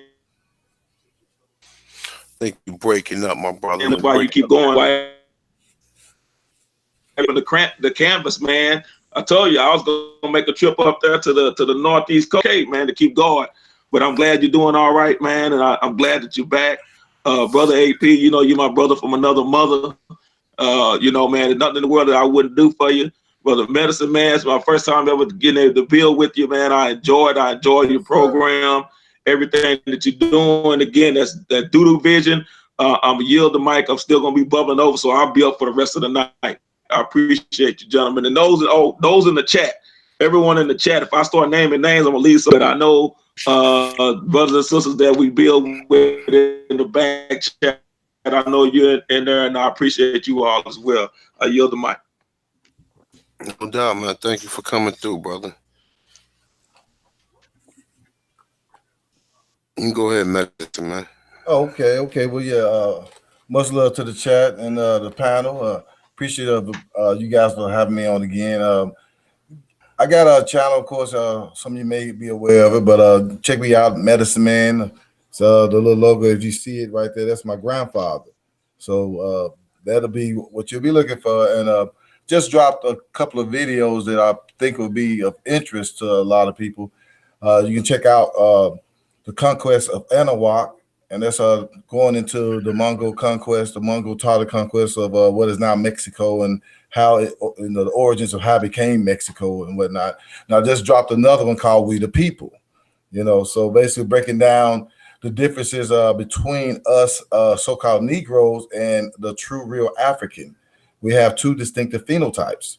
And that's something that I think would be of importance for us to really consider and understand as we going forward. To understand that that there are differences. So when they do throw us in a general group, you know, we got to understand like, no, we're not. When we can justify it now because here's the physiognomy, and here's the basically the anatomical structure differences and whatnot in the phenotype. So that's something that I'm quite sure a lot of people find of interest. So again, much love to the panel and to the chat, and I hope we can go ahead and build again real soon. No doubt, it's open, man. Like I said, man, just y'all got my information, you got my number. Now, can get in contact with me anytime, brothers. Um, Sir. like I said, I just took a little hiatus, man. Had to really focus, trying to get this documentary out, trying to just deal with stuff I got on the other end of things. You know what I'm saying? But yeah, I don't go very long without making or coming and checking back in with the people. So we're supposed to do the encyclopedia bill a couple times, but we had like just mere problems hooking up. So, but definitely I'll probably put something out this week. Like I said, I thank the brothers for coming through. Thank the brother AP for getting in contact with the brothers. Definitely it's always wonderful hearing these brothers speaking. I always learn something. So, I hope some of y'all, when y'all come through, take Brother A1, brother yeah.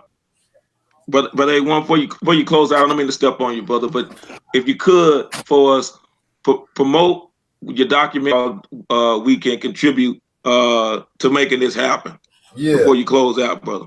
Oh, no doubt. They know.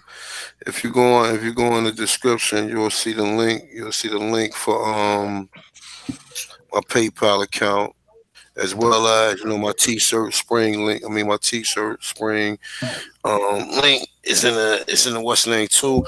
And Sister Laney, I don't know if Laney came through real quick before we close. I don't know if she came through.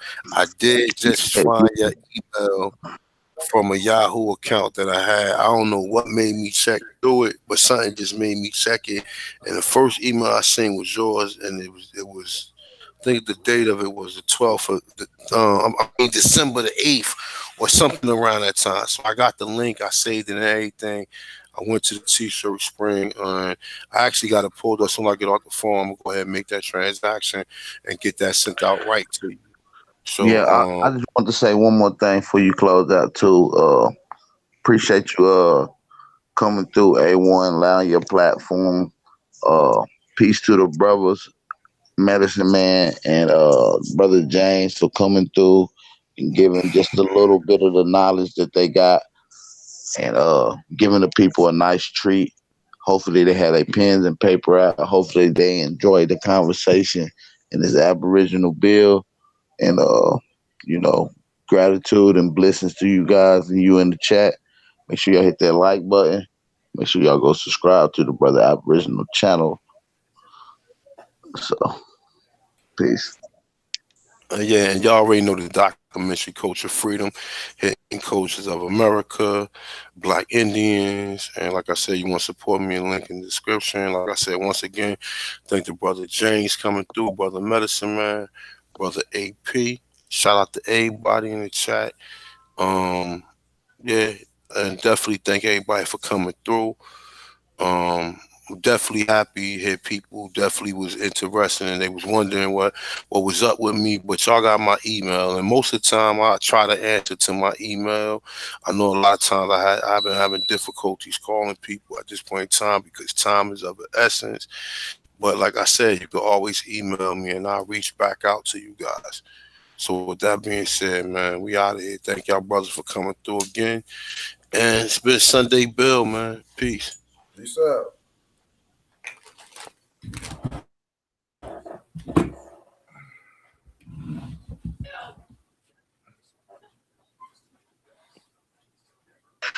Well, that was it, fellas. We out of here. So peace, y'all. All right. Peace out. Peace, gentlemen.